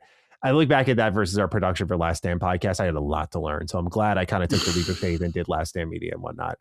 So thank you for bearing with a pretty great conversation amidst horrible production, and hanging with us here. Yes. It's awesome to have you on board. Yes. All right. Quick game recommendation for the audience, from the audience. This is from this name, The Joker, but the chemical vat he falls into infubins his hair and excrotums his skin. Nice. Okay. All right. You guys need mental health. I'm just assuming this is a Snark Tank fan. Yeah. Howdy, boys. I'd like to recommend an oldie but goodie for the audience. Rocket Knight Adventures is a 1993 platformer you play as Sparkster, a positive knight with a jetpack who must repel an army of pigs and rescue the princess. This game is a huge part of my childhood, and lately I've had the OST in my rotation as its absolute peak. You can either emulate it or get it as part of the Rocket Knight Adventures Resparked collection. Here's hoping that Konami making a comeback. My marsupial boy gets some much deserved love. Take care. Hey man, we just got Castlevania, all right? Let's fucking slow down here, okay? Yeah, true. Yeah. Rocket Knight can wait his turn. Metal Gear Volume 2. Yeah, there's a lot of work to be done in the Konami library before we get to Rocket Knight Adventures. But Rocket Knight Adventure is a great game. I do remember playing this on the Genesis back in the day. Fucking cool game. Matty, you should check this game out. Collection's good. You should check this out sometime. Oh, you have? Yeah. Okay. Yeah, Respark Collection's fun. Okay, cool. Yeah, Rocket Knight, great game. All right, final game, Pokémon Pokopia. Matty, you've been playing this. I've played some of it. I haven't played it in a while, though. Oh, how dare you. I do like it a lot. How did you put it down? Because tell me. Crimson Desert's out. Well done, Brad. I do like the game, though. I think it's great. I fucking love this game. What's there to be said? What's there to be said, man? I'm trying to think of original talking points. Like okay, so as I always start off, like this game has really because it's so central to how I feel.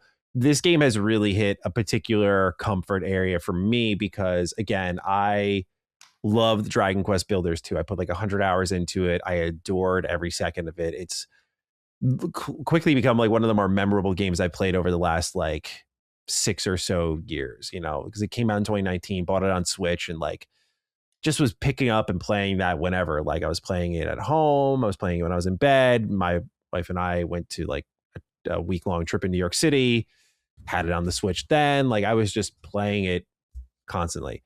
Pokopia's got its hooks in me in the same way where it's just every minute of that game is fulfilling.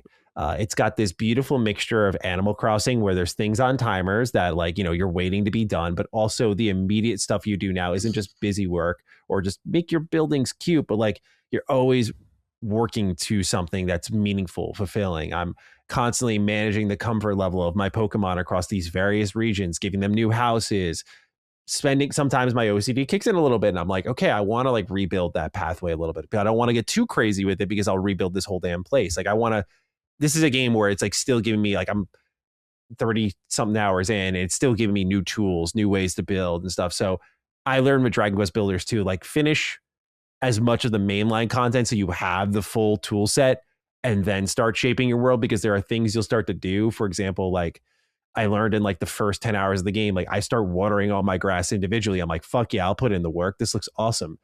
Only to learn that you could talk to Slowpoke and you can have him yawn, make it rain. When it rains, all the grass gets hydrated. So it's like, okay, I don't really need to do this individually then. Or I learned just recently when you learn how to do waterfall that your Ditto can inhale water. So you can just go to a spot, blast the water out that you inhaled and then re-inhale it and swallow it down and the whole place will be hydrated. So there are these little things that you just learn over the course of this game. It's always teaching you something new. Every session I'm adding like a new layer Like I'm building up this library in my mind of how I'm going to shape this world. And I'm just so impressed at like all the like the intricacies. Like it really is in some ways like a Fallout 4 settlement mode, but way better. Like there are the things like you set up your generator and you set up your pylons next to it and it powers these nearby like pieces of technology, like your computers. It'll power on your stoves and it'll power on lights and that sort of stuff. But like again, I'm loving just firing it up. The Pokemon have such personality. They're so well animated. So you like, I love taking care of them. I love creating, like I created a spa last night, just a little cozy little in-ground spa. Like that was really cool. But also just like they always have like requests that are teaching you new things about the game. I'm learning about trading right now and how to set up stores so that my Pokemon can like cycle in items and I can have things for me to buy or trade materials for. Like that's totally new to me. They have all these, their own little archetypes, like some gather items for you. Some specialize in trades, some burn. So like, okay, I want to like, while I'm doing this quest over here, I'm going to put all this ore into a furnace and I'm going to have my Torchic just make all those ingots. So when I come back from that quest, that's done. Yep. Like there's always things getting done. And it's such a master of game design because it's not addicting in the way, like I will say I'm addicted to the game, but it's not addicting in the way of like a gotcha game or something where it's keeping you on the end of the string. You just always have irons in the fire. You're always getting things done.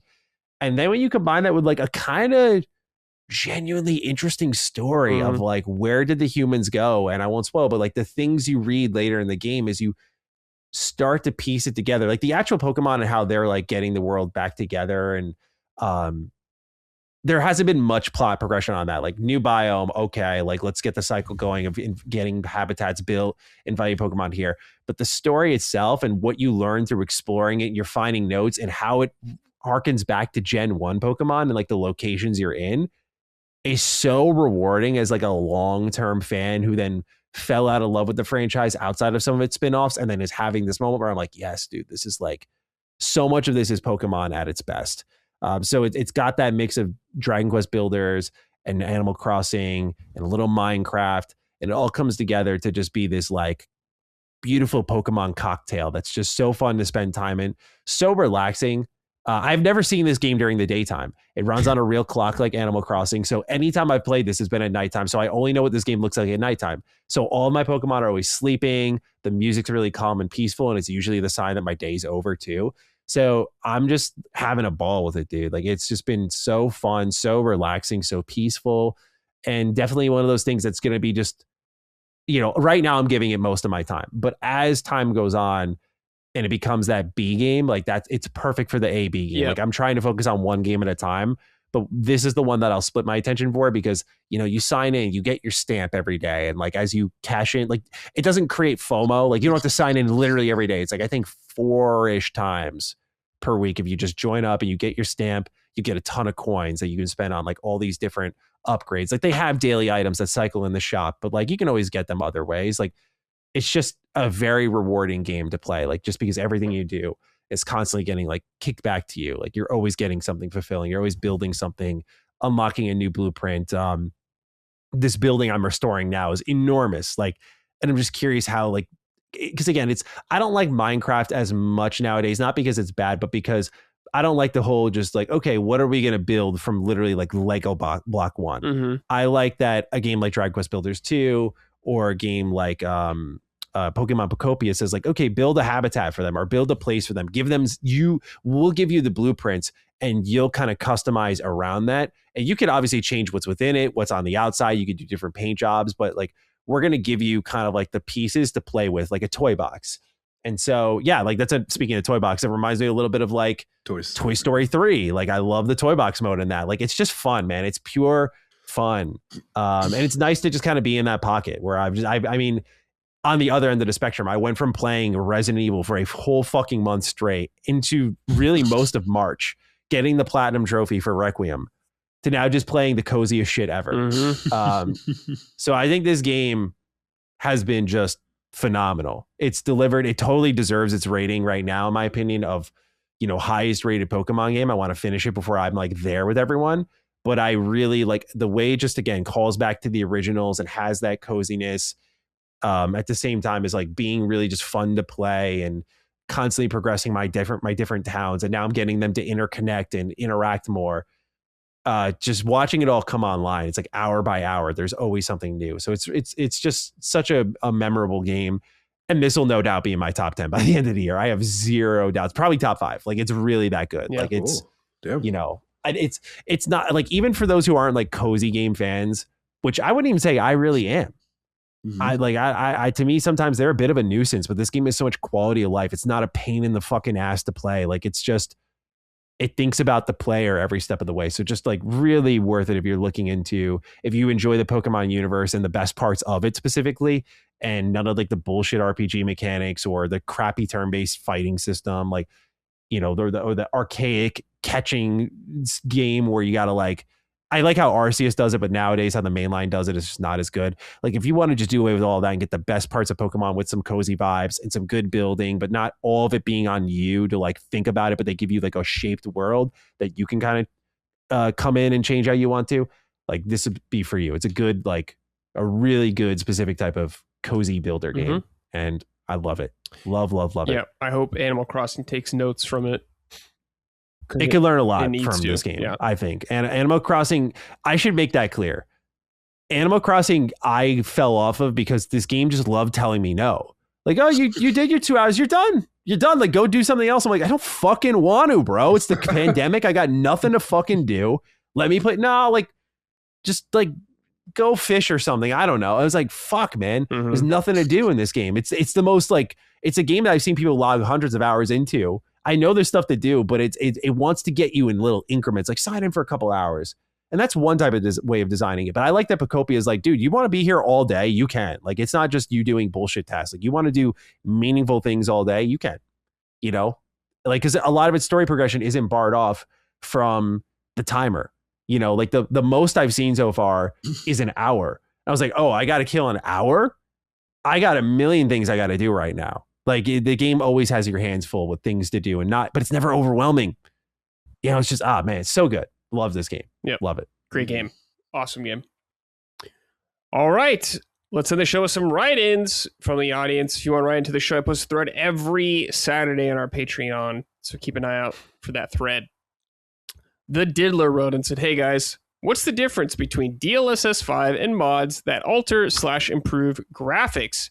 Both take away from the artistic vision in most cases. Both are optional. Yet there's a lot of pushback on DLSS 5 when mods have been doing the same thing for years. Matty, what do you think? I would say with again, with DLSS 5, I'm not, part of my skepticism, I'm not convinced on the optional part yet in some respect, or how that optional implementation, like, how does the game look without it?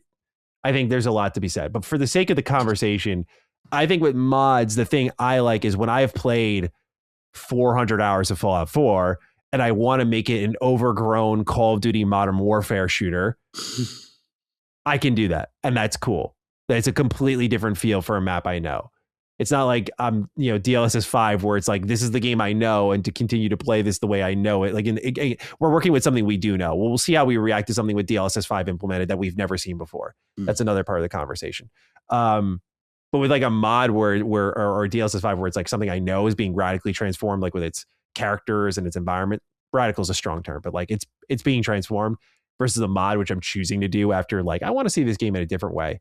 Like, they accomplish different things, in my opinion. So that's how I feel about it, Diddler. Yeah. And mods are usually made by people.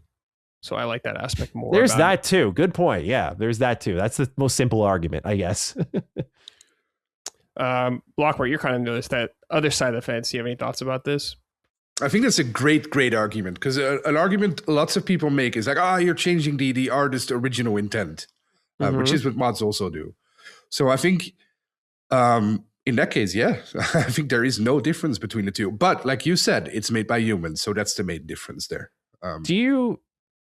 This is not a challenge, but more a question. Have you ever had, because I can't think of it now, is there a visual mod pack that you've downloaded that you're like, this is integral to the experience? Because like, I think of like Darnified UI for Fallout, and I'm like, yeah, like that's great. Yep. It's kind of visual, but like, is there a visual mod? Like that's one thing I fail to think of. for Fallout New Vegas, Viva New Vegas, the whole mod pack of like 200 mods. It's unplayable without it.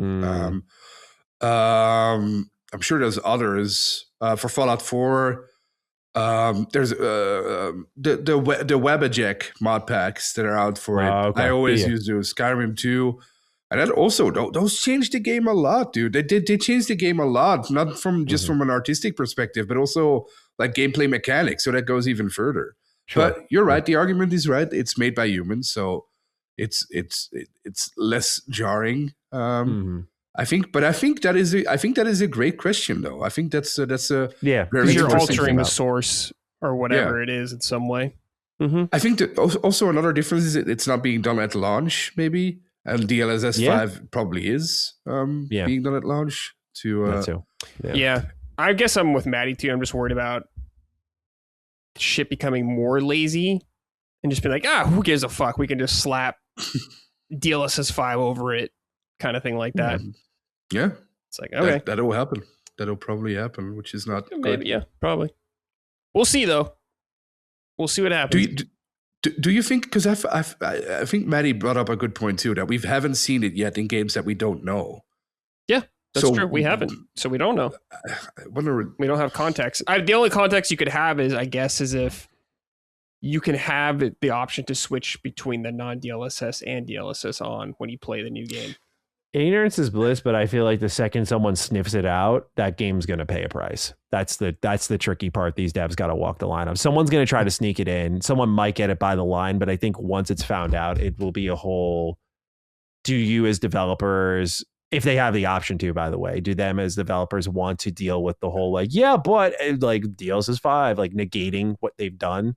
I think it's going to start to become as more developers try to push that line. I think 10 years from now, it's going to be a question of, do you want the headache or not? Like, do you want to deal with like hearing that your work was less valuable, even if you know you put in the work, like, I feel like that's going to be a problem for them for sure. Have you guys ever used reshaders for games? Which aren't really mods, but they change like no, actually I don't the only mods I ever really use were for like randomizers in games. I'm not really big on modding games. Cool. Yeah, no. Like if I played Fallout New Vegas, I would want to play it the way it is. Well, you can't. You'll crash. Try. Yeah, I mean, no, man. You need at least the 4 gigabyte enabler and stuff. Yeah, but I get what you're saying. You want to be as close to the original as you can. As much as I can be. Yeah, of course. Like, I don't want texture packs and stuff like that. Yeah, like I'm looking at this reshader for New Vegas. It's called Mojave Reshade, a preset for desert realism. Like, see, this looks cool to me. I think it's because, again, fan-made, optional. These things aren't really available on all platforms, at least not yet. Yeah. But also, like, once you get to that certain point with a game where you've been with it so long, you want to kind of put a new coat of paint on it. I don't think that's a bad thing. But because it's been customized by someone, I think that hits a little different. Whereas, is DLSS going to give me that option? Like, do you want Starfield to look like a cell shaded shooter? Like, can you add your own personality to it? I'm like, is that where we're headed? Like, that's my point. That's what Reshade basically does too. Like, you technically can do that in some games with Reshade. Yeah, I think you brought up a great point that we haven't seen it yet. I'm so curious now to see it in something that we don't know. Because how will you? Yeah, like the first AI game or whatever. How will you tell? If the character models look like they do for the showcase they did for DLSS 5, I think we'll know immediately. When they're able to hide it more, that'll be interesting. And then I think what'll also be again, like, the thing I'm curious about is what levers are going to be when I go into my settings menu. Yeah, is it just going to be a DLSS switch? Because then if I turn that off and I see the game like all these characters look different, then I think that might be the tell sign that DLSS 5 is at work, which might be why they factored it under the DLSS name, because it might just be one switch for frame rate, resolution, and now some type of visual as well. So, I don't know. I'll be curious how much you can tweak it. And again, I'll keep my open mind of like, are there going to be games that launch with this thing that I've never seen before? And I turn DLSS 5 off and I'm like, God, that looks fucking terrible. Like, that'll happen. Yeah, of course. Yeah. I think that'll definitely happen. I also don't think you can tweak it. I think the developers can tweak it, but we won't be like, you can't tweak DLSS now. Like I don't know. Right? I don't see how that will work. You just do quality, balanced, performance. Like, it's like couple of presets. You're not like getting really into the weeds of it. So, you know, what does a DLSS character preset look like? Original, enhanced? Like I like from their point of view, like I'm very interested to see how they frame this thing.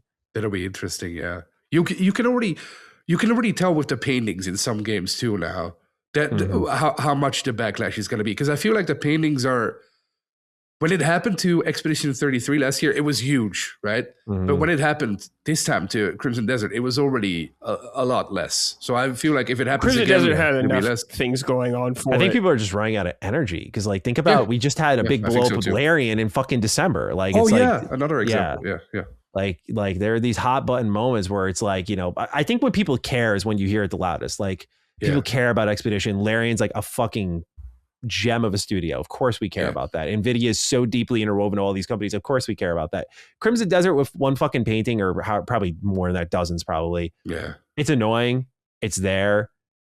You know, does that take me completely out of it if I notice it? 100%.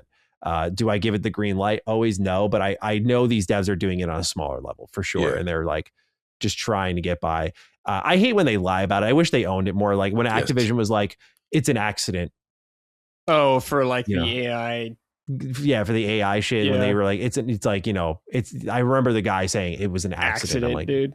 It's like, no, it's not, dude. Like these are put in, and when they're placeholders in quotes, it's like, the question is, can we save money by making this final instead? So we don't have to spend hours and time, spend hours and money on fixing that. Will anyone really notice? And these developers continue to challenge faith. It's like, it's so small. Like no one's going to really notice this. And people keep picking up on it, you know? Yeah. So when they do it on the bigger level, that'll also be an interesting part of the reaction. Is like, now it's not like this subtle, like, oh, the little painting is this puzzle. Okay. It's annoying, but sure. But when it's a character that I interact with a lot, that might be interpreted differently. Yeah, or look at Marathon. They have to, do a lot to get that thing. Yeah. That's the other thing is, like, just last talking point would be like the legality of it. Like, I don't think we really have much laws around generative AI that I've really seen. So, you know, the ownership of what's in your game and what it's been produced from and the ability to source it, like, will that matter? Are we ever going to tackle that? We also, when it's about Gen AI, it always is about artists and the art style of a game and stuff. But it also, I think Gen AI is very interesting when it comes to actual AI in games. Like, imagine you have a companion in a game that can actually talk about what you're doing. Oh yeah, that's inevitable. I feel Elder Scrolls 6 is going to do that. I've always pinned them as like the ones who are going to have like your companions never stop evolving. Like that's going to be the tagline. But it could be so cool. Like it could be. There's already a YouTuber who did this, or a Twitch streamer, I think, right? Where he lets Skyrim, right? Yeah, where he had his audience play the NPCs. But I think that is also a good future of AI. I think that's a good implementation of it, which could be really cool. Have like your companions learning from what you do as a player and then comment on it, or have like being able to. Have you ever seen this Unreal mod where or was it an Unreal mod? I don't know. There was this thing where somebody made like a Matrix world filled with AI, and you could talk to them, and they would become self-aware and like go crazy. Yeah, it was kind of creepy. Yeah. I think of the pawn system in Dragon's Dogma, and I'm like, I feel like we have that sort of emergent AI already, where, to my understanding, it wasn't like, you know, generative or anything like that. Like humans can accomplish that level of like, hey, I've seen this part of the world, and let me tell you about it, sort of thing. Or reacting to your equipment or whatever you're doing. So carrying that idea a step further, like that's why I wish we would get a Dragon's Dogma 3, because I feel like they are actually, if we're talking just from an AI point of view, if I were to think of a potential positive use case, it's like expanding what your pawn can react to would be sick, you know, because that's already built into that game. I think about BioWare characters though, and I'm like, I kind of like that they are designed and written in a particular way where they're not, like they have their own goal. Not that they don't have these things with AI, but like they have their own goals. They know what they want to be in this world. They know what they are in this world, or maybe they're figuring it out. But like when they're always endlessly evolving, it's more human-like, no doubt about it. Well, but I like that characters are kind of like set pieces of the world, like a BioWare game. Sure. I think there's arguments for both. Like I think it would be cool just to straight up sit there and talk with my companion at a camp endlessly, as if I'm talking to you right now. but that's also terrifying. It is. It is terrifying. Yeah, because it's entirely. That's like a generational leap forward. If that ever, well, it will happen soon. I feel. Yeah, like. no doubt. It's gonna. I'm curious what game pulls the trigger on it first. Yeah, it's probably. Do you think it's a big game? Do you think it's Elder Scrolls 6 or a smaller game first? I think it is 6. I just I don't know. It's just I feel like Bethesda is the prime company to look at their shortcomings and be like, writing, art, perfect. We got the answer, like, because you look at a company like Larian, I'm like, they are packing with humans. Yeah. So much choice and dialogue into Baldur's Gate 3 that none of us have seen all of it in our multiple playthroughs. Yeah. And like Larian themselves doesn't know all of it.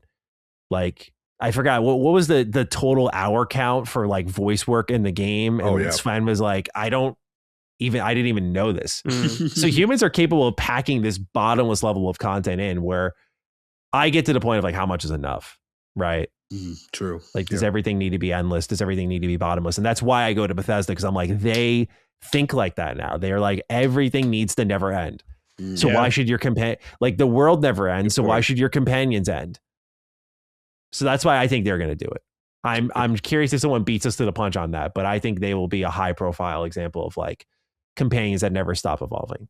Because when you look at their games since Fallout 4, it's like they just keep, ever since Skyrim, they've always been like, oh man, these people love coming back to our games. How do we make them never end? I'm like, just keep making fucking great games, dude. Like, there wasn't a science in the scheme of like us coming back.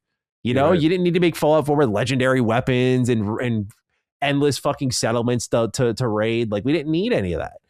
But they just kept going and going. Starfield's newest updates, like, here's X-Tech, here's more like radiant recurrent things that you can do. So I expect Elder Scrolls 6 to be in some ways continuing that. And how do they expand upon that? I'm like, okay, if the worlds were procedural, and the characters can be procedural, what if your companions could just keep going in that? So we'll see, bro. We'll see. But that's my prediction. KB wrote and said, hey, gents, with Intergalactic reportedly set to launch in the first half of next year, and Neil reportedly taking heavy inspiration from the environmental storytelling found in From Software games, do you think the gameplay will take inspiration from those titles as well? If you had to guess, which direction do you think the combat and overall mechanics will lean? More Souls-like or something like Devil May Cry? What say you? Well, my unpopular take is I'm really looking forward to this game. Oh, me too. Yeah. Yeah. Like I'm very excited to see what they do. Like, sci-fi Naughty Dog sounds really cool. New IP sounds great. I'm glad that there's, I don't dog on PlayStation endlessly because I do think they went back to the well a lot, but I'm glad like one of their premium studios is like doing something new. And then for the combat, like, I mean, the fact that it's melee and we see her like jumping off of rocks and stuff, like, if The Last of Us was anything to go by, like I critiqued Last of Us Part 2's story, but like I fucking love its gameplay, like slamming into walls, like the way you use your environment.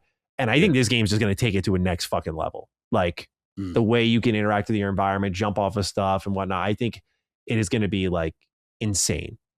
And their animations have always been phenomenal. So I think they're going to create this believability with it. Like, I don't even know if it's going to be Soul. I wouldn't put it in Souls like a Devil May Cry. I think it has a chance to be its own breed. Like, I think it will be in that kind of potential camp. Like, I would, I know a lot of people hate Naughty Dog nowadays, but like, I'm not there. Like, I just, they had, for me, at least one game I wasn't a fan of. I don't think that I would bastardize the entire studio for that. So for me, like, I'm very keen on this and I'm so excited to see the combat. Like, very, very excited. That's a story and stuff. I'm like, okay, we'll see. Because again, the last story I had from them, I was like, all right, it wasn't that great for me. But gameplay wise, I'm like, these guys have not fucking missed really for me since The Last of Us. Like, let's see what they got with this. So I'm excited. Yeah. What do you think, Locke? I hope they do something new. I don't want another Souls-like game. I want something new. And if anyone can do it, I think it's them. So I'm very excited for this game too. Yeah, I don't know if it'll be Souls-like, but I definitely think they'll take inspiration from that genre, and you'll see it in the game. But I agree with Matty. They'll probably put their own spin on it, of course. But I wouldn't be surprised if some storytelling stuff's kind of like that. Some of the melee combat focus, maybe some similarities. But we'll see. We should see it soon, I guess. Right? Maybe, yeah. Hope maybe in the summer. Maybe. That'd be cool.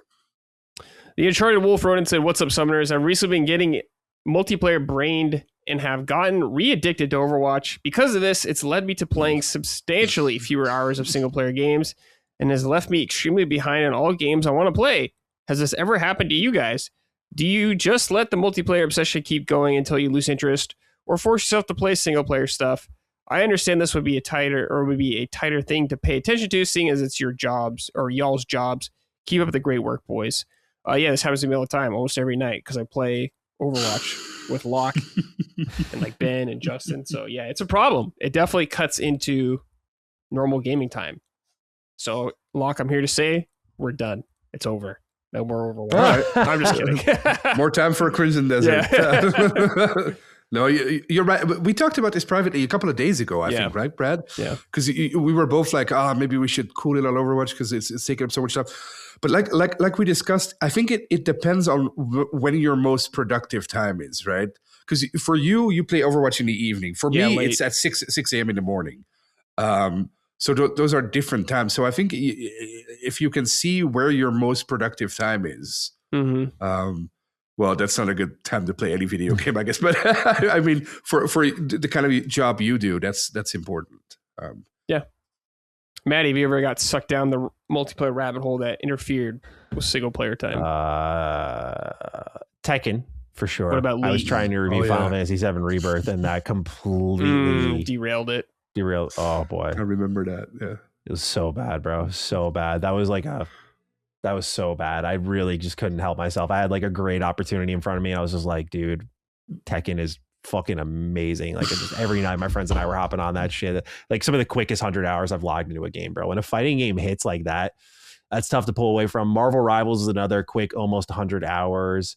That was easy to kind of put down. I don't know, man. Like I'm so single player geared that it's just like, I don't really think much about it. Like nothing. Multiplayer games give me a lot of fun, but nothing's giving me something so new that it's worth me putting down stories I care about or characters I care about. It's never done that for me. And especially now with the new Friends Lab genre, it's been easier than ever. I am like anti Friends Lab. No offense to my fellow indie devs, but I'm just like, dude, because I have a friend group that's like, they love to get on the wave and they love cheap games. They're like, yo, $5 we'll play for a night and that'll be it. I resent that deeply. I'm like, if I'm gonna play something for 5 hours real quick, if you want to even call it that, I'm gonna play my single player game because especially if I'm never gonna touch this again. I don't treat my games like I do like a fast food meal where it's like $10, 30 minutes of joy, whatever, like that's not what I'm here for. So for me, dude, like it's been really easy to keep on that single player groove because I just know myself now. I remember when Cog was always talking to me like, yeah, this Destiny 2, bro, like here it is again, like here's the newest update when Bungie was riding a high. I'm like, man, I kind of want to have my home base. Like, but as time goes on, I'm like, what a miserable fucking thing to go through.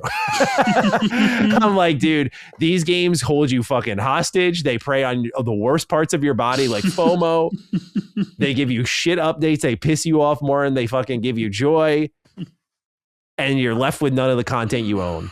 So for me, at least the single player stuff, I'm like, this is mine. And I can get through this in less time. And just, yeah, dude, like... very, very grateful for single player games nowadays. Yep. But man, I gotta say, you guys sold me on Overwatch. I did want to go back to that. That was the first moment of weakness. Yeah, man, I love me a good hero shooter. Thank you, Overwatch 1, for that. Put 500 hours into that. So, I know the multiplayer bug's in me somewhere. It's just got to hit right. Yep.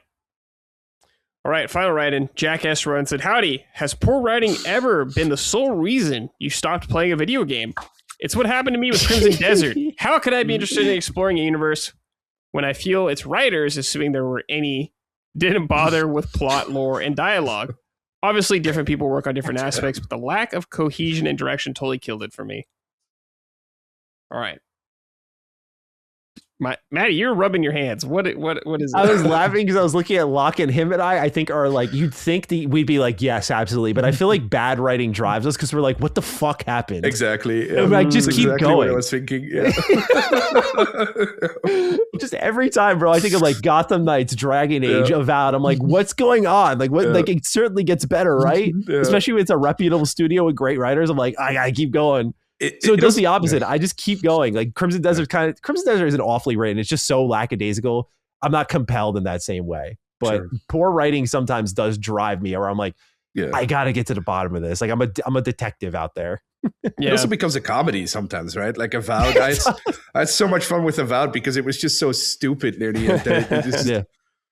People are going to get mad. It wasn't well, yeah. It's okay. I'm here to back you up. Oh, yeah. You're also anti-Avowed. Yeah. Okay. Yeah. Oh, that's fun. But I mean, it definitely, I don't know, man. It just feels like the poor writing has hit the places. Like I cover a lot of BioWare. I've covered a lot of Obsidian games. So like when that happened, like, of course I was driven forward by my job because I'm like, this is highly unusual. But even so, like Gotham Knights, I ran through. I was like, dude, this is terrible. But like, I gotta keep going. Especially because like, you know, I pay attention to the devs of these teams too when they're like, man, we fucking. And they're like, man, we fucking killed it, man. I'm like, all right, like let's see what and I'm like, I play it. I'm like, oh man, what happened? Yeah, you know, like it's tough. So you know that compels me forward as well. It's sometimes it's even the same people. Yes, So you know what I'm talking about. So I'm just like, oh, let's see, like is this shit too? That's funny. All right. Lockmort, Matty, thank you for joining me. Appreciate it. Long episode, but thank you guys taking time to join me. Yeah. Before we go, anything else you guys want to say, or should we just skedaddle? Great show, dude. Oh, thank you. A lot of fun. Love talking with you guys. Yes. Very informative. Always. Yep. Good stuff. All right. We're just gonna get the hell out of here then, I guess. I'm fucking I was gonna say I don't know if I had more. I talked too much, so I'm good personally. Okay, yeah. Let's get out of here. Lockmort, when are you streaming next? Let them know. Wednesday. Every Wednesday at some point. Then Saturday. On Lockmort's YouTube channel. Because there's like a daylight savings everywhere at some point or nowhere. Matty, did I one more thing? Did I tell you this, Matty? It's so funny because I was convinced that daylight savings happened this weekend here. So I was like, I woke up suddenly at like 7 a.m. I'm like, oh, well, man, it's really 6 a.m. They stole an hour from me. And we were like playing Overwatch. And I was like, damn. And then this morning, the same thing happened. I was like, they stole an hour. And then I found out that it's next week and it's not this week. Time is just a concept. Yeah. Classic Lockmort. All right. We're out of here, everybody. See you next week. Take care and goodbye. Summon Sign is a product of Last Stand Media and Colin's Last Stand LLC and is proudly recorded in the USA. The show is written and hosted by me, Brad Ellis. The show is produced by Dustin Furman. All of Last Stand's theme music is by Ramon Narvaez. Summon Sign, along with the rest of Last Stand's media shows, are fan-funded on Patreon at patreon.com/laststandmedia. The following names are at the producer level on Patreon, our highest tier, and we are grateful for your kind contribution and generosity to our independent endeavor. Thank you.